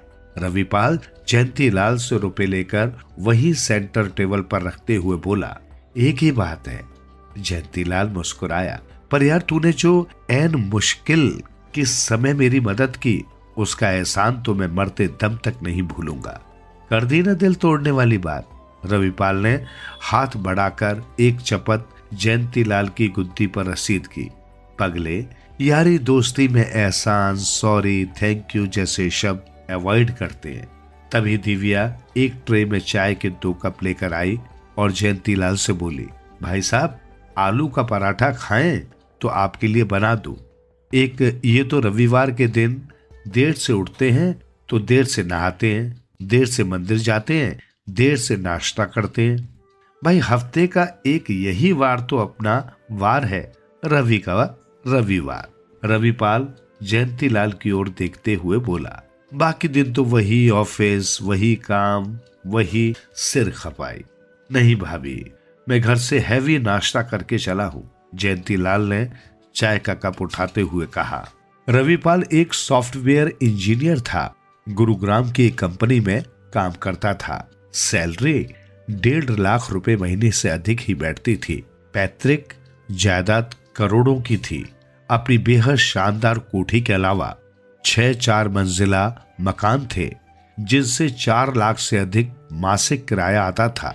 एक बहुत बड़ा डेली नीड स्टोर था, जिसे रविपाल का दूर के रिश्ते का एक भाई चलाता था, और रविपाल के घर का सारा सामान घर पर और स्टोर के प्रॉफिट का एक बड़ा हिस्सा हर महीने उसके बैंक अकाउंट में आ जाता था। रविपाल को कोई ऐब नहीं था, न सिगरेट, न शराब, न फिल्मों का। स्वभाव का घुमक्कड़ था और दिल का बहुत कोमल। अपनों के ही नहीं, परायों के दुखों से भी अक्सर बहुत दुखी हो जाता था। कभी किसी को किसी मदद की जरूरत हो और वो रविपाल के पास आ गया तो कभी खाली हाथ वापस नहीं गया।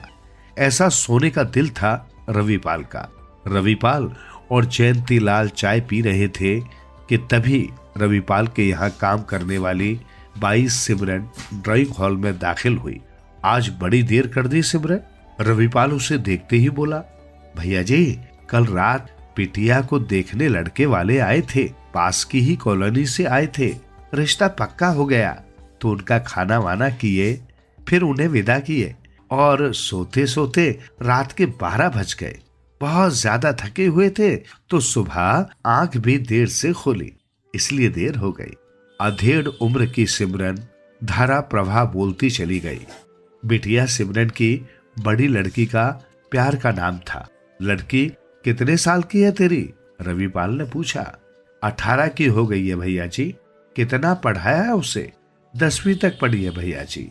तो और पढ़ाना चाहिए ना, पढ़ने में कमजोर रही है भैया जी, इसलिए सोचा शादी कर देते हैं, ब्याह के बाद अपना घर संभालेगी। दूसरी लड़की पढ़ने में बहुत तेज है, वो 8वीं में है, हमेशा फर्स्ट आती है, उसे जितना चाहेगी पढ़ाऊंगी। सिमरन ने कहा। ठीक है, दिव्या किचन में है, वहां जाकर उससे काम पूछ ले, रविपाल ने कहा। जी, सिमरन धीरे से बोली, मगर वही खड़ी रही। क्या हुआ, अब खड़ी क्यों है? रविपाल ने पूछा। एक काम था भैया जी, कहते हुए सिमरन ने जयंतीलाल की ओर देखा। बोलो बोलो, रविपाल ने सिमरन की झिझक को समझ जयंतीलाल की ओर सिर घुमाया। ये अपना ही भाई है, इसकी शर्म मत करो। तो क्या है भैया जी, बिटिया के पापा कह रहे हैं शादी अगले महीने ही करनी है, तो कुछ पैसे मिल जाते तो मैं थोड़ा थोड़ा करके सब उतार दूंगी, सिमरन ने कहा। ठीक है, रविपाल सहज सरलता से सेंटर टेबल पे पड़े नोटों की ओर संकेत करके बोला।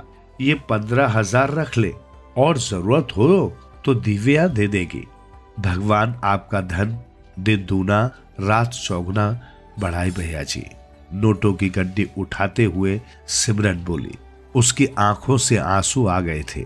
जयंतीलाल को रविपाल का एक मामूली काम वाली बाई को उसके लिए 15,000 पकड़ा देना अच्छा तो नहीं लगा, लेकिन इससे पहले वो दबे स्वर में कुछ कहता, रविपाल सोफा चेयर से उठते हुए बोला। जय, तू बैठ, मैं नहा कर आता हूं।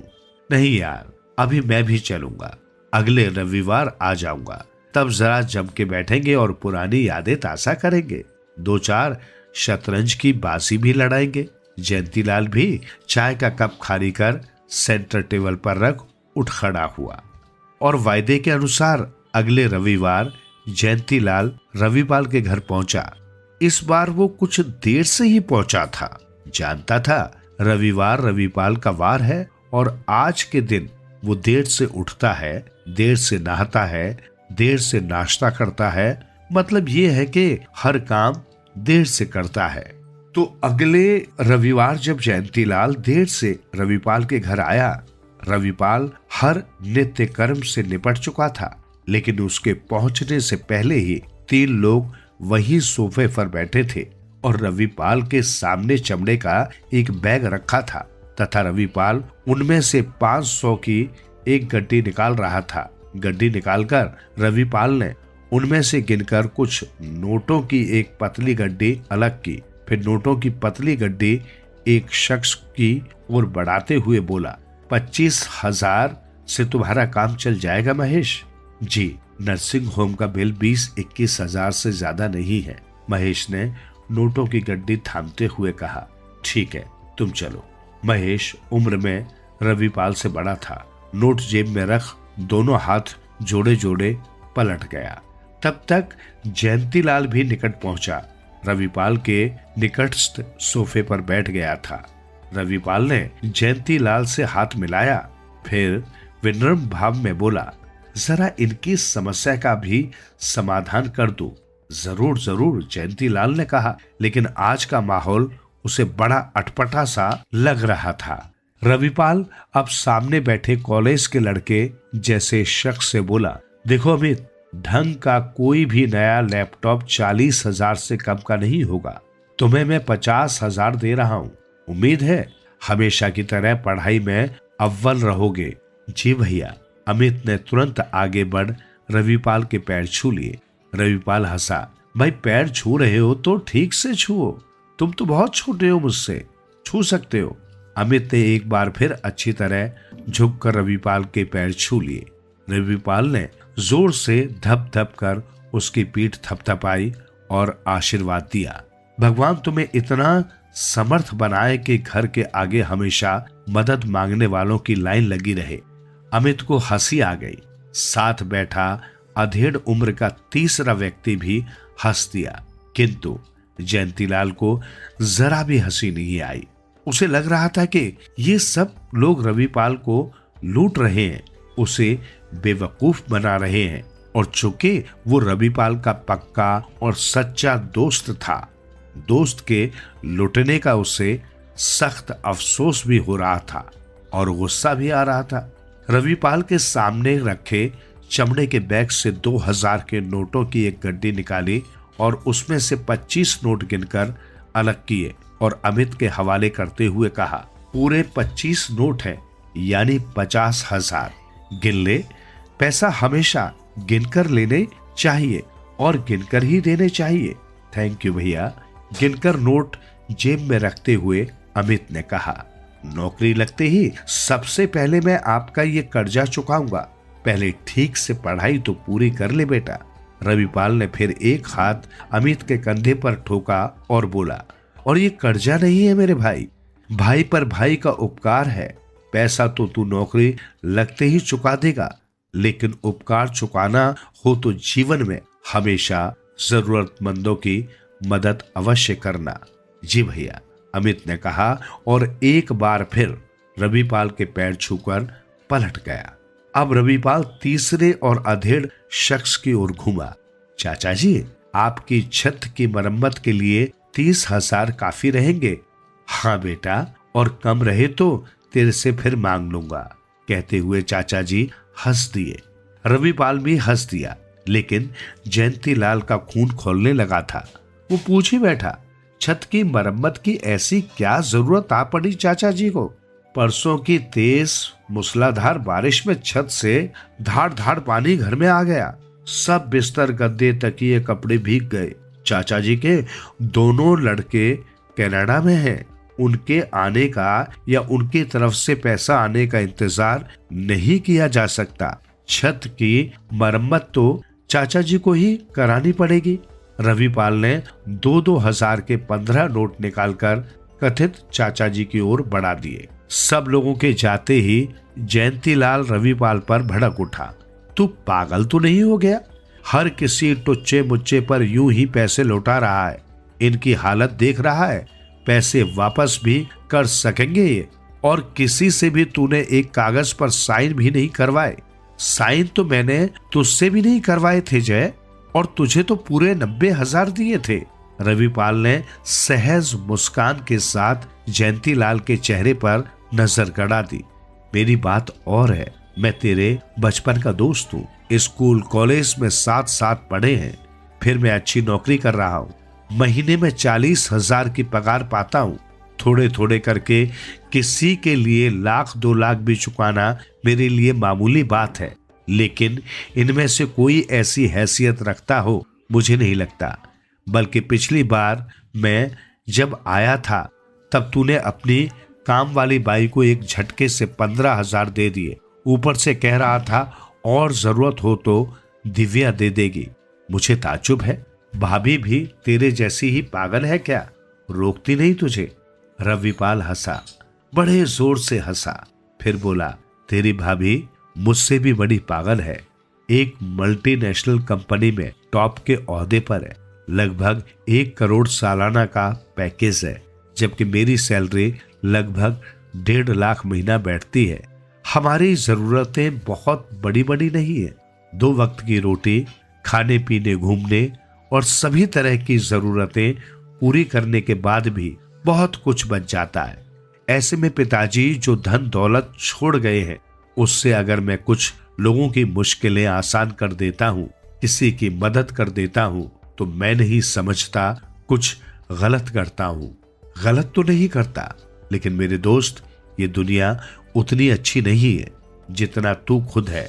सच बता, ये जो तू हर किसी की खुले दिल से मदद कर पड़ता है, क्या उन सभी से तुझे हमेशा दिया गया पैसा वापस मिला है? क्या किसी ने कभी तेरा पैसा नहीं मारा? मैंने ऐसा कोई हिसाब नहीं रखा। हाँ, मैं इतना जानता हूं कि मैंने जब भी जिसकी मदद की उसकी की, जिसे वाकई मदद की जरूरत थी, उसकी नहीं। जो चरस या गांजा पीने के लिए मुझे ठगने आया था, हाँ, जिनकी मैंने मदद की, उनमें से किसी ने अगर मेरा पैसा जानबूझकर नियत खराब होने के कारण वापस नहीं किया, तो ये भी गारंटी है कि वो दोबारा पैसा मांगना तो दूर मेरे सामने भी नहीं पड़ा। जय, हम इस दुनिया में कुछ साथ लेकर नहीं आए और जाते हुए कुछ साथ लेकर भी नहीं जाएंगे। सब कुछ यही का यही धरा रह जाएगा। तो जो कुछ भी हमारे पास है, उसे किसी भले काम में, किसी के भलाई में लगाने में क्या हर्ज है? तू पागल है, निरा पागल है, पैसे का महत्व नहीं समझता, तुझसे माथापच्ची करना बेकार है। जयंतीलाल ने कहा, आप सही कहते हैं भाई साहब। तभी दिव्या चाय और समोसे व मिठाई की ट्रे लिए वहां आई। आपके दोस्त जैसे भी हैं, दिल के हीरा हैं, पैसे से तो इन्हें जरा भी मोह नहीं। जब से मेरी इनसे शादी हुई है, हजारों बार दूसरों की मुश्किलें आसान करते देखा है। कई बार तो सड़क पर कोई अनजान बूढ़ा ज्यादा वजन लिए चल रहा हो तो उसे अपनी कार में बैठा उसे उसके घर तक छोड़ आते हैं। ये नहीं बदल सकते, इसलिए जैसे हैं वैसे ही रहने दीजिए। जयंतीलाल गहरी सांस लेकर रह गया, फिर उसने कोई बात नहीं की। वक्त पंख लगाकर उड़ता रहा, समय बीतता रहा। 6 महीने बीत गए। एक दिन जयंतीलाल अपने ऑफिस से छुट्टी होने पर निकलने वाला ही था कि पत्नी सुहासिनी का फोन आया। सुनते हो, दिव्या का फोन आया था, बहुत रो रही थी। रविपाल भाई साहब का एक्सीडेंट हो गया। उनके ऑफिस के किसी कुलीग ने दिव्या के ऑफिस फोन करके उसे बताया, खून बहुत बह गया है, खून की जरूरत पड़ेगी। गुरुग्राम के प्रतीक्षा हॉस्पिटल में है, तुम फौरन वहां पहुंचो। जयंतीलाल ने अपनी बाइक आंधी तूफान की तरह गुरुग्राम की ओर दौड़ा दी। इतने कीमती दोस्त को वो किसी भी कीमत पर नहीं खो सकता था। उसके लिए तो वो अपना सारा खून भी दे देगा। अस्पताल पहुंचते ही बाहर बेशुमार भीड़ नजर आई। उस भीड़ में बहुत सारे जाने पहचाने चेहरे थे। भीड़ में ही उसे परवेज अहमद और सरदार सुरेंद्र सिंह सोढ़ी मिल गए। तुम लोग यहाँ? वो चौंका। दोनों बचपन और जवानी के साथी थे। हाँ, बचपन में साथ स्कूल में पढ़े, फिर कॉलेज में, और अब रविपाल के साथ एक ही ऑफिस में काम करते हैं। परवेज अहमद बोला, रवि कहाँ है? क्या हुआ उसे?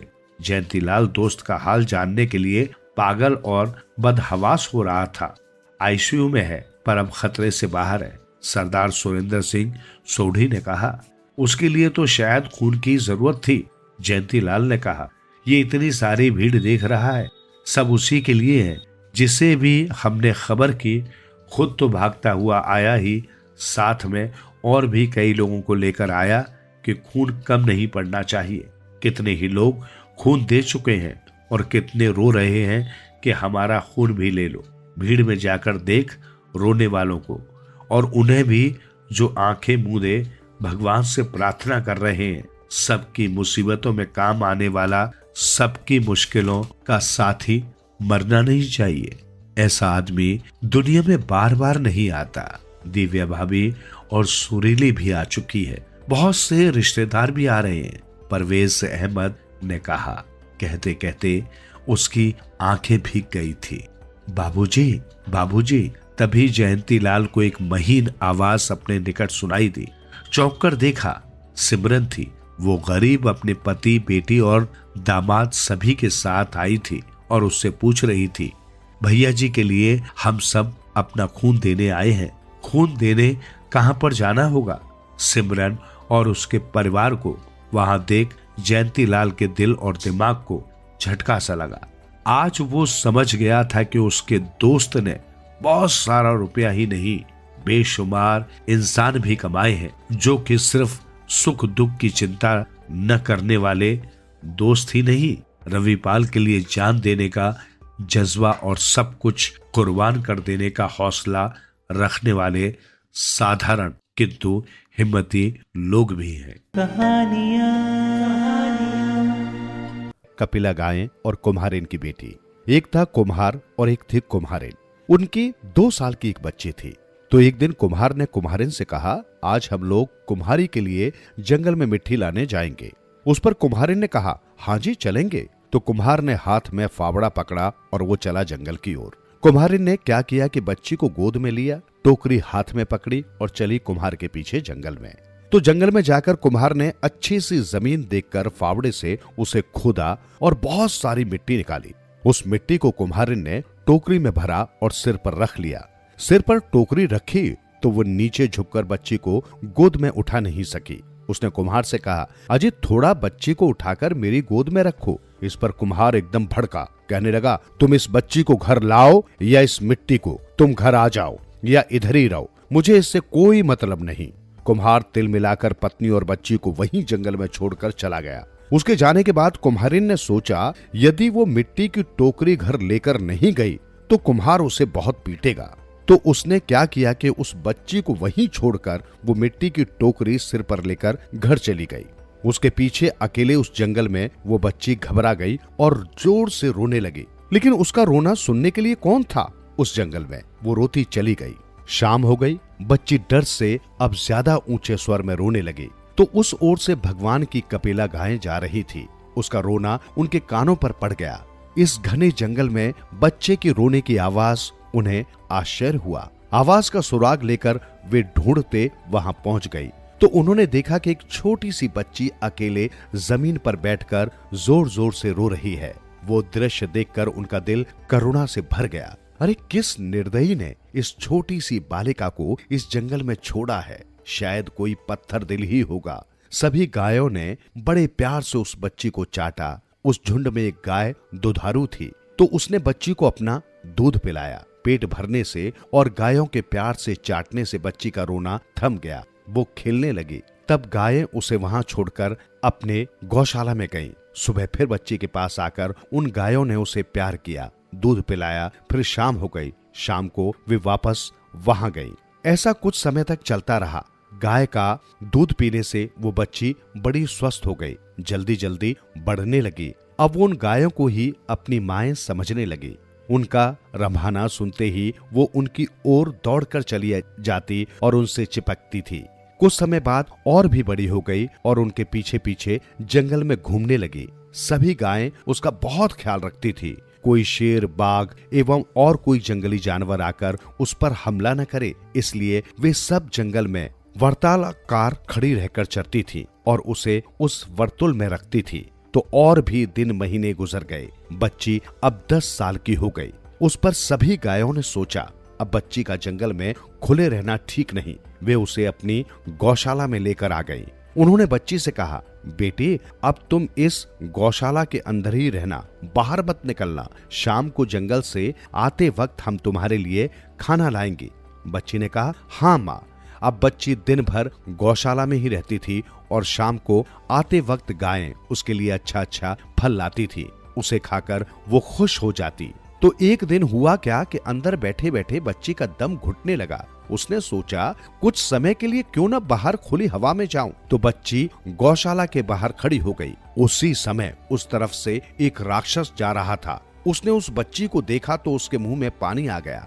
सोचा ये बच्ची एकदम कोमल ककड़ी की तरह है, इसका गोश्त खाऊं तो दिल खुश हो जाएगा। कितने दिनों से ऐसा लज्जतदार मांस नहीं खाया है। वो बच्ची की ओर बढ़ने लगा। बच्ची ने अपनी ओर आते राक्षस को देखा तो घबरा गई। दौड़कर गौशाला के अंदर चली गई और उसने दरवाजा बंद कर लिया। तब राक्षस क्रोधित हो गया। फिर भी मधुर आवाज में उसने बच्ची से कहा, मेरी लाडो बेटी जरा दरवाजा खोल दे। तो उस गौशाला के नजदीक एक आम का पेड़ था। उस पेड़ ने कहा, अरे नहीं नहीं बेटी, दरवाजा नहीं खोलना, राक्षस तुझे खा जाएगा। पेड़ के ऐसा कहने पर राक्षस को गुस्सा आ गया। वो दौड़कर उस पेड़ के पास गया और पेड़ पर जोर से एक लात लगाई। पेड़ टूटकर नीचे गिर पड़ा। उसकी टहनियां इधर उधर बिखर गईं। फिर वो वापस गौशाला के दरवाजे के पास गया और उसने बच्ची को आवाज दी, मेरी प्यारी लाडो जरा दरवाजा खोल दे। तो गौशाला के नजदीक एक नारियल का पेड़ था। उस पेड़ ने कहा, नहीं नहीं बेटी, दरवाजा मत खोलना, राक्षस तुझे खा जाएगा। बच्ची ने दरवाजा नहीं खोला तो राक्षस गुस्से से आग बबूला हो गया। दौड़कर उसने उस नारियल के पेड़ पर 2-4 लातें मार दी और उसे जमीन पर गिरा दिया। अब तीसरी बार दरवाजे के पास जाकर उसने कहा, मेरी प्यारी लाडो जरा दरवाजा खोल दे। तो उस गौशाला के नजदीक एक आमड़ी का पेड़ था। उस पेड़ ने कहा, नहीं नहीं बेटी, दरवाजा मत खोलना, राक्षस तुझे खा जाएगा। अब राक्षस मानो जल भुनकर राख हो गया। वो उस आमड़ी के पेड़ पर लात मारने ही वाला था। इतने में उसे ख्याल आया कि अंधेरा छाने लगा है और गाय के गौशाला में वापस आने का वक्त हो गया है। उसने सोचा यदि गाय आ गई तो मुसीबत में पड़ सकता हूँ। अकलबंदी इसमें है कि मैं यहाँ से जाऊं। लेकिन दूसरे दिन वापस आकर लड़की को खाने का मन में मंसूबा रखकर राक्षस वहाँ से चला गया। राक्षस के जाने के थोड़ी देर बाद गाय वहाँ आ गई। आते ही उनकी नाकों ने राक्षस के शरीर को सूंघ लिया। गौशाला के बाहर उसके पांव की निशानियां भी उन्होंने देखी तो यहाँ कोई राक्षस आया हुआ है, इसका उन्हें यकीन हो गया। वे डर गईं। हे भगवान, हमारी बच्ची सुरक्षित हो। सभी गायें दौड़ते हुए गौशाला के दरवाजे के पास पहुंची। उनके पहुंचने से दरवाजा अपने आप खुल गया। सब एकदम अंदर घुसे तो उनको बच्ची अंदर दिखाई नहीं दी। वे सब व्याकुलता से हम्मा हम्मा करके उसे ढूंढने लगे। ढूंढने के बाद बच्ची एक कोने में सहमी हुई रोती उन्होंने देखी तो गाय दौड़कर उसके पास गई, उसे चाटा और पूछा, बोलो बेटी क्या हुआ, किसने डराया तुझे? बच्ची ने सब बात बता दी। सुनकर वे सब क्रोधित हो गए। उस राक्षस की ये हिम्मत, हमारी बेटी को खाने आए, ठहर, कल सिखाएंगे उसे सबक। दूसरे दिन सुबह एक भी गाय चरने जंगल नहीं गई। सब छुपकर गौशाला में रही। इधर राक्षस ने किया क्या कि सुबह उठकर मुंह धोया, दांत मंजन करके उनको शान से तेज किया और बच्ची का गोश्त खाने का ख्याली पुलाव मन में पकाकर वो कपिला गायों के उस गौशाला के पास आ गया। आकर उसने पहले की तरह मधुर स्वर में कहा, लाडो बेटी जरा दरवाजा खोल दे। तो आमड़ी के पेड़ ने कहा, नहीं नहीं बेटी, दरवाजा मत खोलना, राक्षस तुझे खा जाएगा। राक्षस ने दौड़कर उसके तने पर गुस्से से 4-5 लातें मारी तो उसका तना टूटकर उसके टुकड़े हो गए। इस तरह राक्षस ने गौशाला के आसपास के सब पेड़ तोड़ डाले। आखिर में उसे रोकने वाला एक भी पेड़ नहीं बचा तो दरवाजा तोड़कर वो गौशाला के अंदर घुसा। इधर वो अंदर घुसा, उधर सभी गायें उसके अंदर आने की राह देख रही थी। उसके अंदर पांव रखते ही जो गाय बच्ची को दूध पिलाती थी उसने अपना सिंघड़ा उस पर पहले मारा, बाद में दूसरी ने, तीसरी ने, ऐसा करके सभी गायों ने मिलकर उसकी कमर तोड़ी, हाथ पैर तोड़े और उसको जख्मी करके दूर जंगल में फेंक दिया। जख्मी राक्षस ने सोचा, सिर सलामत तो पगड़ी 50। इसके बाद जीवन में कभी किसी बच्ची का गोश्त खाने की इच्छा नहीं रखूंगा। इधर राक्षस को सबक सिखाकर गायों ने बच्ची से कहा, बेटी अब कोई राक्षस तुझे सताने यहाँ नहीं आएगा, तुम निर्भय रहो। तो और कुछ दिन सुख शांति से बीत गए। अब बच्ची नहीं रही, एक सुंदर सी कन्या बन गई थी। अब उसका डर भी कम हो गया। गायों के जंगल में चरने के लिए जाने के बाद वो गौशाला से बाहर निकलती, झरने पर जाकर स्नान करती, पंछियों का संगीत सुनती, पेड़ लताओं पर खिले सुंदर से फूल तोड़ती और उन्हें बालों में लगाती। एक दिन हमेशा की तरह वो झरने पर स्नान करके फूल तोड़ ही रही थी तो उस तरफ से उस राज्य का राजकुमार जो शिकार के लिए निकला था, एक हिरण के पीछे पीछे दौड़ता वहां पहुंच गया। उसने उस कन्या को देखा और उसे बहुत भा गई। उसने कन्या से बात करने का प्रयत्न किया तो कन्या दौड़कर गौशाला में घुस गई और दरवाजा बंद कर लिया। राजकुमार पहली ही नजर में उस कन्या से प्यार करने लगा। वो अपने घर गया और अपनी माता को उसने अपने प्यार की बात बताई। राजमाता ने ये बात राजा को बताई तो राजा ने कहा, ठीक है, जैसी पुत्र की इच्छा। यदि उसे वो कन्या पसंद है तो उसके साथ ही उसकी शादी करेंगे। राजा ने तुरंत प्रधान को आदेश दिया कि कुछ सिपाही साथ में लेकर उस वन में जाओ और उस कन्या को राजमहल में लेकर आओ। राजा के आदेशानुसार प्रधान कुछ सिपाही साथ में लेकर गया और कन्या को साथ में लेकर राजमहल आ गया। कन्या की सुंदरता देखकर राजा और रानी दोनों ही प्रभावित हो गए। अपने पुत्र की पसंद की उन्होंने प्रशंसा की। रानी ने तुरंत ही दासियों से कहकर कन्या को सुगंधित तेल और उपटन लगाकर नहलाया, उसे पहनने को अच्छे कपड़े दिए, उसे अलंकार पहनाए, उसके बाल बनाए। अब कन्या इस वेश में पहले से भी सुंदर दिखने लगी, जैसे वो स्वर्ग की अप्सरा हो। कुछ दिन तक रानी माँ ने उसे अपनी देखभाल में राजघराने की रस्में और रिवाज की शिक्षा दी। जब वो पूरी तरह राजघराने की बहू बनने योग्य हुई तो राजकुमार और उसकी बड़ी धूमधाम से विवाह कर दिया गया। तो वो कुम्हार की लड़की अब राजा की बहू बन गई। उसके पास अब सारा सुख चैन था। पहनने के लिए अच्छे वस्त्र थे, हीरे जवाहरात थे, नौकर चाकर थे, प्यार करने वाला पति और सास ससुर थे। लेकिन वो खुश नहीं थी। उसे अपनी गौ माताओं की बहुत याद आती थी, इसलिए सारा सुख होते हुए भी वो दुखी थी। राजकुमार के ध्यान में वो बात आ गई। उसने उसे पूछा, तुम्हें क्या दुख है, क्यों तुम ऐसी गुमसुम बैठती हो? उसने कहा, मुझे मेरी माताओं के पास लेकर चलो। राजकुमार ने पूछा, कौन है तुम्हारी माता? मेरी माताएं हैं गौएं। गाय? राजकुमार चकित हो गया। उस पर कन्या ने उसे सारी कथा सुनाई। सुनकर उसने कहा, ठीक है, मैं तुम्हें तुम्हारी माताओं के पास लेकर चलता हूँ। दूसरे ही दिन राजकुमार कन्या को यानी अपनी पत्नी को उस जंगल में लेकर गया तो कन्या को देखकर सब गायें दौड़कर उसके पास आ गई। कन्या भी दौड़कर उनके गले चिपक गई। गायों ने उसे ममता से चाटा, कन्या ने भी उन्हें प्यार से सहलाया। जिस कपिला गाय ने उसे अपना दूध पिलाया था उससे तो वो बहुत देर तक चिपककर सिसकने लगी। कुछ देर के बाद गाय उठकर जंगल में चली गई और राजकुमार अपनी पत्नी को लेकर राजमहल वापस आ गया। आते वक्त उसने एक काम किया, अपने सिपाहियों को वहां का गौशाला तोड़ने का आदेश दिया। जंगल से अपनी गौ माताओं से मिलकर आने के बाद कन्या यानी वो कुम्हार की लड़की खुशी खुशी अपने पति राजकुमार के साथ रहने लगी। वो बहुत साल तक जीवित रही। उसके कई पुत्र पौत्र हो गए। अकेली। सोम बुआ बुढ़िया है, सोम बुआ परित्यक्त है, सोम बुआ के लिए। सोम बुआ का जवान बेटा क्या जाता रहा, उनकी अपनी जवानी चली गई। पति के पुत्र वियोग का ऐसा सदमा लगा कि वे पत्नी घर बार तज कर तीर्थवासी हुए और परिवार में कोई ऐसा सदस्य था नहीं जो उसके एकाकीपन को दूर करता। पिछले 20 वर्षों से उसके जीवन की इस एक रास्ता में किसी प्रकार का कोई व्यवधान उपस्थित नहीं हुआ, कोई परिवर्तन नहीं आया। यूं हर साल 1 महीने के लिए उनके पति उसके पास जाकर रहते थे, पर कभी उन्होंने पति की प्रतीक्षा नहीं की, उनकी राह में आंखें नहीं बिछाई।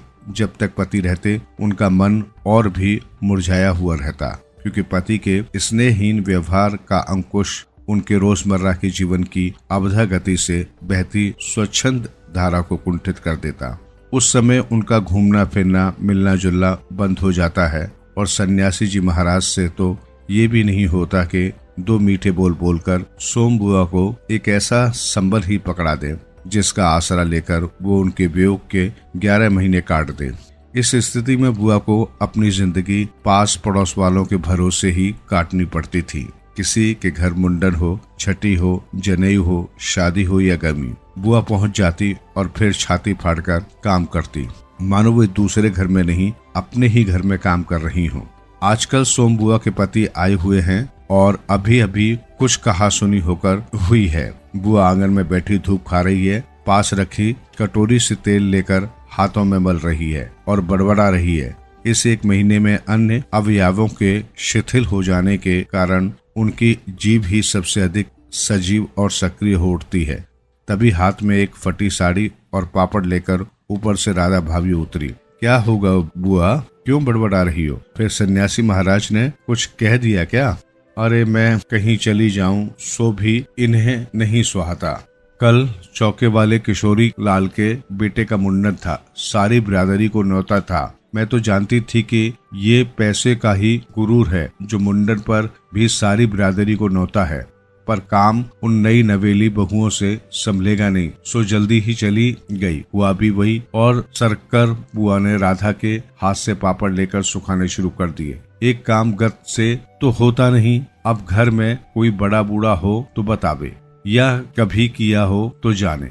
गीत वाली औरतें मुंडन पर बन्ना बन्नी गा रही थी। मेरा तो हंसते हंसते पेट फूल गया और उसकी याद से ही कुछ देर पहले का दुख और आक्रोश घुल गया। अपने सहज स्वाभाविक रूप में वे कहने लगी, भट्टी पर देखा तो अजब तमाशा, समोसे कच्चे ही उतार दिए और इतने बना दिए कि 2 बार खिला दो, और गुलाब जामुन इतने कम कि एक पंगत में भी पूरे न पड़े।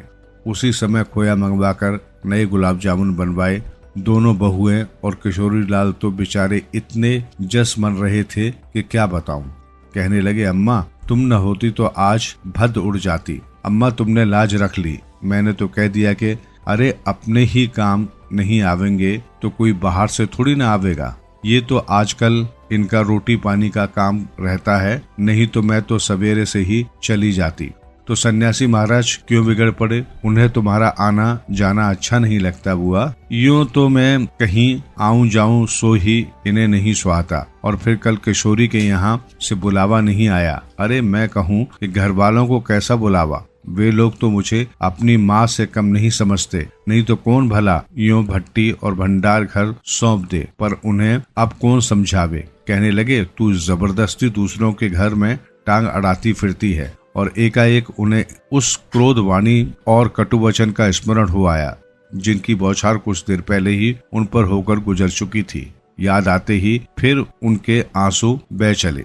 अरे रोती क्यों हो बुआ? कहना सुनना तो चलता ही रहता है। सन्यासी जी महाराज 1 महीने को तो आकर रहते हैं, सुन लिया करो। और क्या, सुनने को तो सुनती ही हूँ, पर मन तो दुखता ही है कि 1 महीने को आते हैं तो भी कभी मीठे बोल नहीं बोलते। मेरा आना जाना इन्हें सुहाता नहीं। सो तू ही बता रहा था, ये तो साल में 11 महीने हरिद्वार रहते हैं, इन्हें तो नाते रिश्ते वालों से कुछ लेना देना नहीं, पर मुझे तो सबसे निभाना पड़ता है। मैं भी सबसे तोड़ ताड़ कर बैठ जाऊं तो कैसे चले।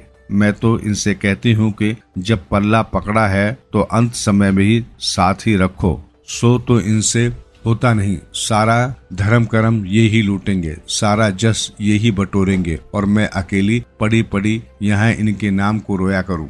उस पर से कहीं आऊं जाऊं वो भी इनसे बर्दाश्त नहीं होता। और बुआ फूट फूट कर रो पड़ी।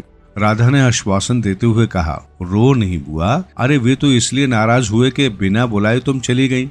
बेचारे इतने हंगामे में बुलाना भूल गए तो मैं भी मान कर बैठ जाती, फिर घर वालों को कैसा बुलाना।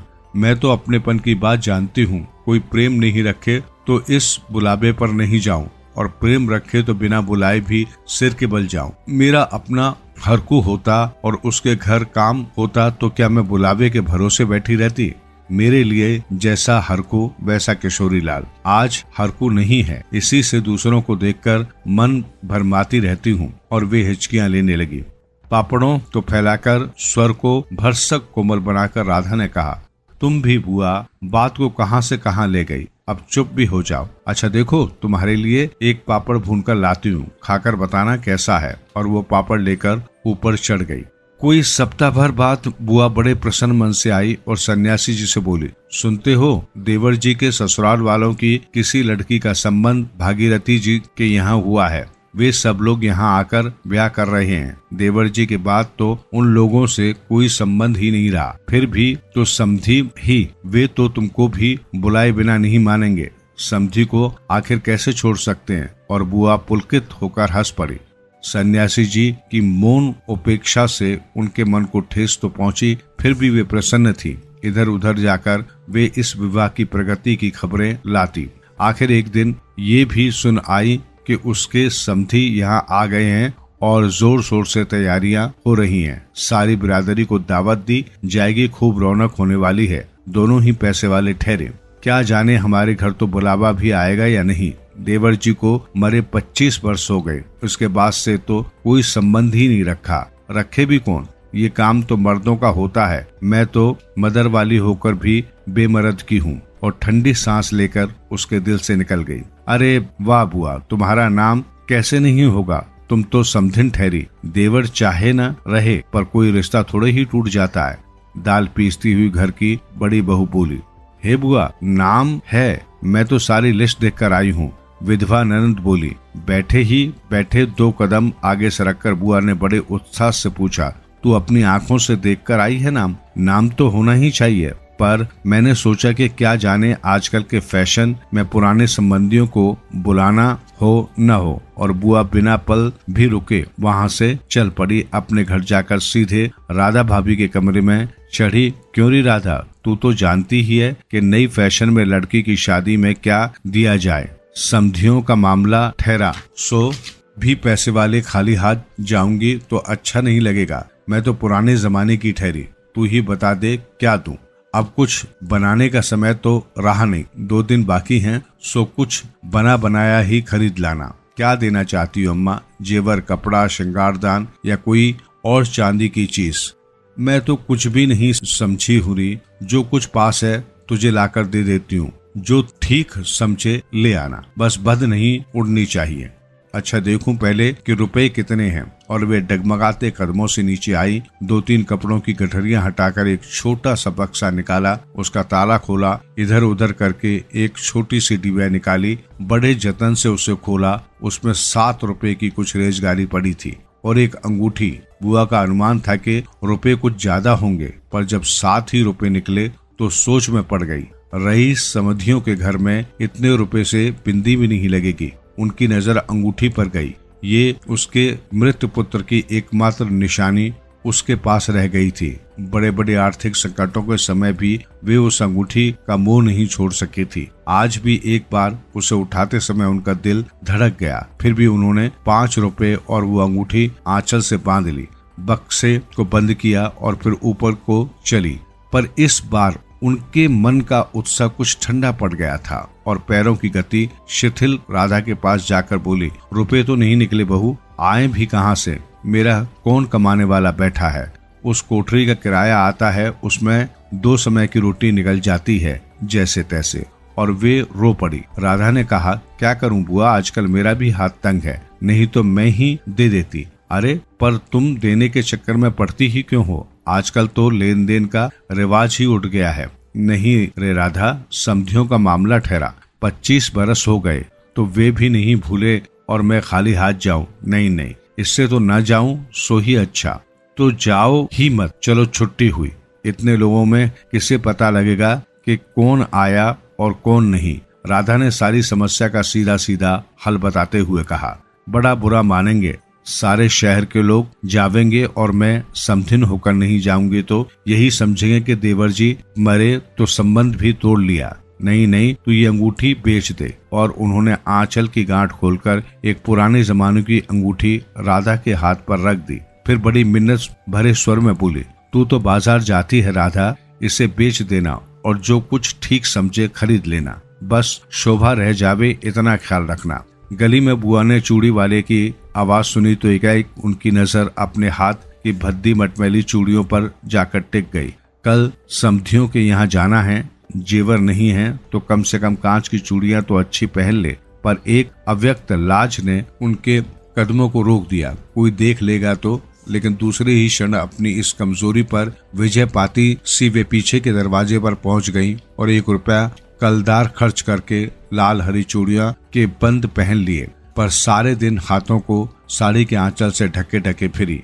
शाम को राधा भाभी ने बुआ को चांदी की एक सिंदूरदानी, एक साड़ी और एक ब्लाउज का कपड़ा लाकर दे दिया। सब कुछ देख पाकर बुआ बड़ी प्रसन्न हुई और ये सोच कर कि जब ये सब दे देगी तो उनकी समधिन पुरानी बातों की दुहाई देकर उनकी मिलनसारिता की कितनी प्रशंसा करेगी।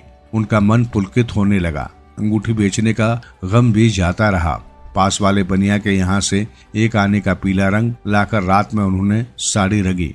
शादी में सफेद साड़ी पहनकर जाना क्या अच्छा लगेगा। रात में सोई तो मन कल की ओर दौड़ पड़ रहा था। दूसरे दिन 9 बजते बजते खाने का काम समाप्त कर डाला। अपनी रंगी हुई साड़ी देखी तो कुछ जची नहीं। फिर ऊपर राधा के पास पहुंची।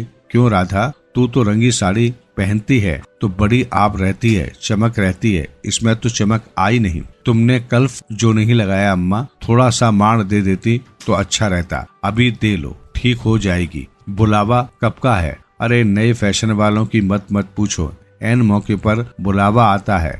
5 बजे का मुहूर्त है, दिन में कभी भी आ जावेगा। राधा भाभी मन ही मन मुस्कुरा उठी।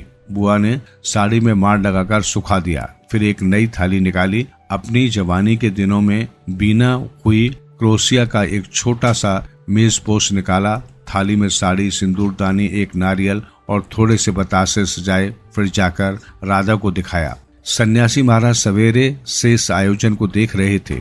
उन्होंने कल से लेकर आज तक कोई 25 बार चेतावनी दी थी कि यदि कोई बुलाने न आए तो चली मत जाना, नहीं तो ठीक नहीं होगा। हर बार बुआ ने बड़े ही विश्वास के साथ कहा, मुझे क्या बावली ही समझ रखा है जो बिना बुलाए चली जाऊंगी। अरे वो पड़ोस वालों की नंदा अपनी आंखों से बुलावे की लिस्ट में नाम देखकर आई है और बुलावेंगे क्यों नहीं। शहर वालों को बुलावेंगे और समधियों को नहीं बुलावेंगे क्या। 3 बजे के करीब बुआ को अनमने भाव से छत पर इधर उधर घूमते देख राधा भाभी ने आवाज लगाई, गई नहीं बुआ? एक चौंकते हुए बुआ ने पूछा, कितने बज गए राधा?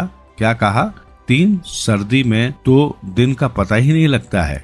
बजे 3 ही है और धूप सारी छत पर ऐसे सिमट गई मानो शाम हो गई हो। फिर एक जैसे ख्याल आया कि ये तो भाभी के प्रश्न का उत्तर नहीं हुआ, तो जरा ठंडे स्वर में बोली, मुहूर्त तो 5 बजे का है, जाऊंगी तो 4 बजे तक, अभी तो 3 ही बजे हैं। बड़ी सावधानी से उन्होंने स्वर में लापरवाही का पुट दिया। बुआ छत पर से गली में नजर फैलाकर खड़ी थी।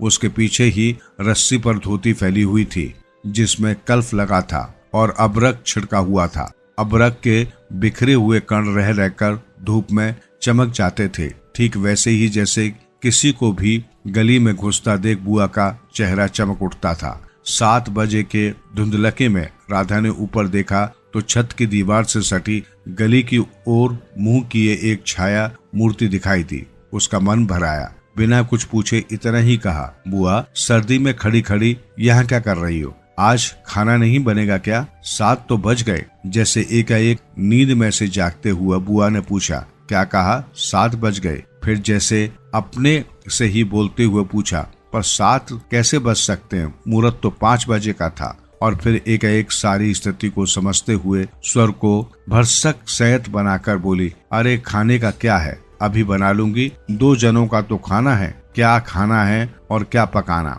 फिर उन्होंने सूखी साड़ी को उतारा, नीचे जाकर अच्छी तरह उसकी तह की, धीरे धीरे हाथों से चूड़ियां खोली, थाली में सजाया हुआ सारा सामान उठाया और सारी चीजें बड़े जतन से अपने एकमात्र संदूक में रख दी और फिर बड़े ही बुझे हुए दिल से अंगीठी जलाने बैठी।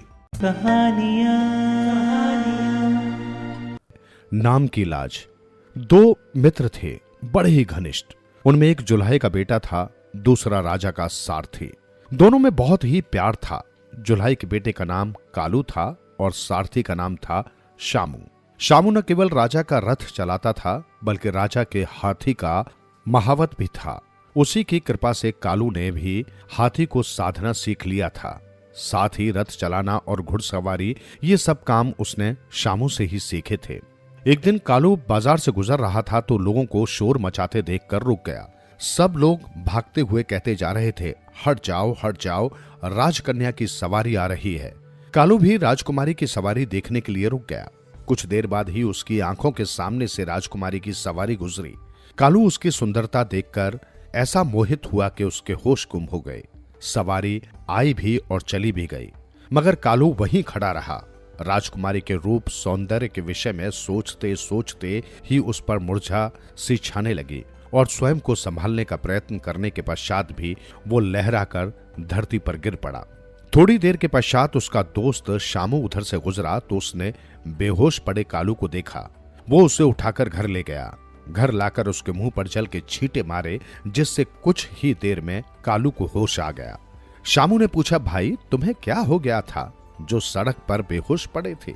ये मत पूछो मित्र, ये बताने की बात नहीं है। क्या मुझसे भी कुछ चोरी रखोगे? चोरी नहीं भैया, मुझे सच्ची बात कहते हुए डर लग रहा है। छोटा मुंह और बड़ी बात है। समझ लो कि तुम्हारा मुंह बड़ा है। अब वो बड़ी बात मुझे बता दो। सुनो मित्र, कुछ देर पहले सड़क पर से राजकुमारी की सवारी गुजरी थी। उसे देखते ही मेरी हालत खराब हो गई। अब बताओ कि तुम मेरी कोई मदद कर सकते हो या तुम समझते हो कि मैं पागल हूं? कालू भाई, मैं तुम्हें पागल तो नहीं समझता, परंतु ये कहे बिना नहीं रह सकता कि तुम धरती पर रहकर आकाश पर पहुंचने के सपने देख रहे हो, जो शायद संभव नहीं है। यदि तुम भी यही कहते हो तो मैं स्वयं को मौत के हवाले करके मुक्ति पालूंगा। नहीं, तुम ऐसा नहीं करोगे दोस्त। तो वादा करो कि तुम मुझे एक बार राजकुमारी से अवश्य मिलवाओगे। हाँ, तुम्हारी जिंदगी यदि ऐसे ही बच सकती है तो मैं अपनी जान पर खेलकर भी तुम्हें उससे मिलवा दूंगा। कहीं तुम मेरा दिल रखने के लिए तो ऐसा नहीं कह रहे? नहीं मित्र, मेरा विश्वास करो। तो बताओ कि मैं राजकुमारी तक कैसे पहुंचूंगा? अरे पागल, अकल बड़ी कि भैंस। देख, बुद्धिमानों के लिए बुद्धि बड़ी होती है, बुद्धिहीनों के लिए भैंस। अब मैं अपनी बुद्धि के बल पर तुम्हें उस राजकुमारी तक पहुंचा दूंगा। वो कैसे? आज रात मैं तुम्हारे लिए एक लकड़ी का उड़ने वाला गरुड़ बनाता हूं, फिर तुम्हारा विष्णु रूप बनाकर तुम्हें उस गरुड़ पर बैठाऊंगा। फिर तुम उस गरुड़ पर सवार होकर राजकुमारी के महलों की छत पर जा उतरना। राजकुमारी बहुत सीधी है, वो तुम्हें भगवान विष्णु का रूप समझकर भागी भागी तुम्हारे पास आएगी। बस तुम उसे अपनी मीठी मीठी बातों से बहलाना और फिर। वाह मित्र वाह, मान गए तुम्हारी बुद्धि को। रात तक लकड़ी का उड़ने वाला गरुड़ तैयार हो गया था। कालू को भगवान विष्णु का रूप देकर उसे उस गरुड़ पर बैठाकर राजमहलों की छत पर उतार दिया गया। तो राजकुमारी ने विष्णु जी समझकर प्रणाम किया। तभी उस नकली विष्णु ने कहा, हे राजपुत्री, मैं तुम्हारे लिए अपनी लक्ष्मी को सागर तल में छोड़कर यहाँ आया हूँ, इसलिए तुम अपने आप को खुशी से मेरे हवाले कर दो। राजकुमारी ने आश्चर्य से विष्णु रूपी कालू को देखकर कहा, हे प्रभु, मैं आपके योग्य ही कहाँ हूँ? हम जिसे योग्य समझ ले उसे किसी दूसरे से कुछ भी कहने का अधिकार नहीं। प्रिय, मैं तुम्हें इसलिए अपनी पत्नी बनाने आया हूँ क्योंकि पिछले कई जन्म पूर्व तुम मेरी ही राधा थी। भगवान, यदि तुम वास्तव में ही मेरे हो तो फिर मुझे मेरे पिता से क्यों नहीं मांग लेते? उनकी आज्ञा के बिना तो मैं कुछ नहीं कर सकती। देखो राजकुमारी, मैं भगवान के रूप में किसी भी प्राणी के सामने नहीं जाता, इसलिए अच्छा यही है कि तुम मुझसे गांधर्व विवाह कर लो, नहीं तो मैं तुम्हें ऐसा शाप दूंगा कि तुम्हारा सारा परिवार नष्ट हो जाएगा। नहीं प्रभु, मेरे परिवार को नष्ट मत करो, मैं आपसे गांधर्व विवाह करने के लिए तैयार हूं। राजकुमारी डर के मारे बुरी तरह से कांप रही थी। उसने उसी समय अपने आप को नकली भगवान के हवाले कर दिया। कालू ने छत पर ही राजकुमारी के साथ प्रणय लीला की और सुबह होते ही वहां से उसी प्रकार चला गया जिस प्रकार आया था। राजकुमारी हकीकत से अनजान थी कि उसके साथ खिलवाड़ करने वाला एक साधारण जुल्हा था। अब तो कालू रोज रात को भगवान का रूप धारण कर उस गरुड़ पर सवार होकर आता और पूरी रात राजकुमारी के साथ आनंद बनाकर सुबह होते ही चला जाता। ऐसी बातें कभी नहीं छुपती। महल की दासियों ने राजकन्या के मुख पर विचित्र किस्म की आभा देखी जो किसी कुंवारी कन्या के नहीं बल्कि विवाहिता के मुख पर होती है। तो उन्हें कुछ ऐसा संदेह हुआ जिसके बारे में राजा को न बताना अपनी मौत को ही निमंत्रण देना था। सारी दासियां इकट्ठी होकर राजा के पास पहुंची और राजकुमारी के बारे में सब बात साफ साफ बता दी। तो राजा कहने लगा, कन्या पैदा होना भी बड़ी चिंता की बात है, उसे किसे दान दिया जाए यही बार बार सोचना पड़ता है। यदि कन्यादान कर भी दिया जाए तो ये चिंता रहती है कि न जाने उसे सुख मिलेगा कि नहीं। राजा के मन को बहुत ही कष्ट हुआ। उसने अकेले में रानी को सारी बात बताकर कहा, देवी, जिस भी पापी ने हमारी बेटी की भावनाओं से खिलवाड़ किया है, सबसे पहले तुम उसका पता लगाओ। ठीक है प्राणनाथ, मैं आज ही इस बात की खोज करवाती हूँ, कहकर रानी उसी समय राजकुमारी के महल की ओर चल दी। जैसे ही वो अपनी बेटी के पास पहुंची और क्रोध भरे स्वर में कहा, अरे पापिन, ये तुमने क्या किया? क्यों राजघराने के माथे पर कलंक का टीका लगाया? क्यों किया पाप तूने? किसकी मौत आई थी जो उसे महलों तक खींच लाई? उसका नाम बता, नहीं तो याद रख, तेरे माता पिता दोनों ही शर्म के मारे किसी को मुंह दिखाने के लायक न रहेंगे। राजकुमारी ने सिर झुकाकर कहा, एक विष्णु रूपी प्राणी गरुड़ पर सवार होकर रोज रात को महल की छत पर आता है, वही मेरा पति है। रानी मां, उसने मुझसे गांधर्व विवाह किया है। रानी ने जैसे ही अपनी बेटी के मुख से भगवान विष्णु की बात सुनी तो वो खुशी खुशी राजा के पास गई और उसे अपनी बेटी तथा भगवान विष्णु के इस मिलन की पूरी कहानी सुना दी और राजा से ये भी कहा कि हम रात को महल की खिड़की में खड़े होकर भगवान विष्णु के दर्शन करेंगे, क्योंकि भगवान विष्णु ने किसी भी प्राणी के सामने न आने को कहा है। राजा रानी दोनों ही इस बात को लेकर बहुत ही प्रसन्न हो रहे थे कि आज रात भगवान विष्णु के दर्शन करके जन्म जन्म के पाप धो डालेंगे। उनके लिए ये दिन बिताना भी बहुत भारी पड़ रहा था। रात की प्रतीक्षा में दोनों पति पत्नी बैठे थे। रात होने पर भी नींद नहीं आई और फिर उन्होंने रात के अंधेरे में आकाश से एक गरुड़ को छत पर उतरते देखा। राजा रानी की आंखें खुशी से फैल गई थी। राजा ने अपनी रानी का हाथ दबाते हुए कहा, प्रिय, हम सौभाग्यशाली इस संसार में भला और कौन होगा जिनकी पुत्री को भगवान ने स्वयं आकर अंगीकार किया। अब तो हमारे पास ऐसी शक्ति आ जाएगी कि हमें कोई भी हरा नहीं सकेगा। अब मैं सबको हराकर विश्व सम्राट बन जाऊंगा। राजा अपने आप खुश होने लगा था। राजा ने अपनी बेटी को सुबह होते ही अपने पास बुलाकर उसे बहुत प्यार किया। फिर उससे बोला, देख बेटी, आज रात प्रभु से ये वरदान मांगना कि मेरे पिता सब राजाओं को हराकर विश्व सम्राट बन जाएं। ठीक है पिताजी, आज रात मैं भगवान विष्णु यानी अपने पति से यही वर मांगूंगी। हुआ भी यही। उसी रात जब विष्णु रूपी जुल्हा आया तो राजकुमारी ने उसके आगे पान सुपारी, नारियल तथा अन्य खान पान का सामान रखते हुए कहा, हे प्रभु, हे प्राणनाथ, आप मेरे पिता को ये वरदान दे दो कि वे सदा विजय प्राप्त करते रहें, कोई भी राजा उन्हें हरा न सके। तब कालू जुल्हाए ने जो नकली भगवान बना हुआ था अपना हाथ उठाकर कहा, तथास्तु, हमारी धर्म पत्नी की हर इच्छा पूरी हो गई। सुबह के समय राजकुमारी ने अपने पिता को बताया कि भगवान ने हमें विजय का वरदान दे दिया है, आप जो जी चाहे करें। तुरंत ही राजा वीर सिंह ने अपने शत्रु राजा अमर सिंह पर हमला कर दिया, क्योंकि राजा अमर सिंह उसे अनेक बार हरा चुका था। परंतु भाग्य के ये खेल निराले थे। वीर सिंह को जब अपनी हार का मुंह देखना पड़ा तो कालू जुल्हा समझ गया कि अब उसके इस नाटक का भांडा फूटने ही वाला है। इसलिए अब मुझे कोई नया नाटक करना होगा जिससे अमर सिंह हार जाए और वीर सिंह की जीत हो। चंद्रमंडल में स्थित सूर्य का राहु द्वारा ग्रहण होता है। शरणागत के साथ तेजस्वियों को मुसीबत भी सराहनीय होती है। इसी प्रकार नकली विष्णु ने राजकुमारी से कहा, अपने पिता को कहना कि अमर सिंह पर फिर से आक्रमण करे। अब मैं उसका विनाश करके ही अन्न जल ग्रहण करूंगा। राजकुमारी ने अपने पिता से सारी बातें कह दी तो राजा को इस वरदान को पाकर बड़ी प्रसन्नता हुई। उसने एक बार फिर से अपनी हारी हुई सेना को तैयार किया। अब की बार राजा स्वयं सबसे आगे चल रहा था, परंतु उसके ठीक पीछे कालू जुल्हा लकड़ी के गरुड़ पर चढ़ा युद्ध के लिए चल रहा था। उसने प्रतिज्ञा की थी कि अपने इस प्रेम के लिए वो युद्ध में विजय प्राप्त करके ही आएगा। भगवान रूपी जुल्हे को देखकर सब हैरान थे। वो देखने में आम लोगों को जुल्हा कालू ही नजर आ रहा था। लड़ाई शुरू हो गई थी। दोनों ओर से खूब मारकाट हो रही थी।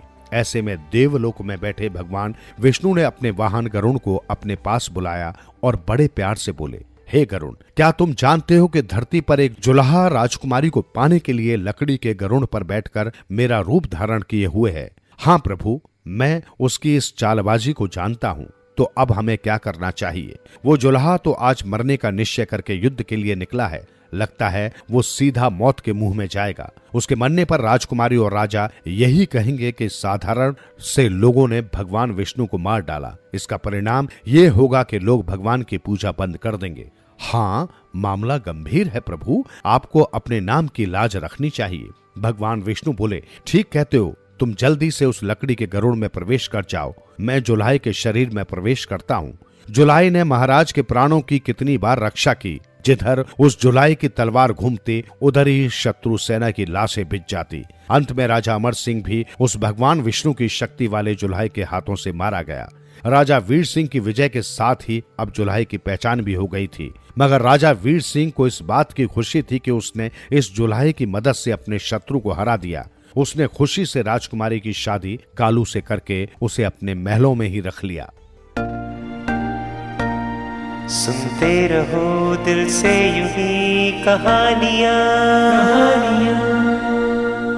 कहानियां आपकी, हमारी और सबकी, जो दिलों को छू लेती है। सुनते रहें कहानियां।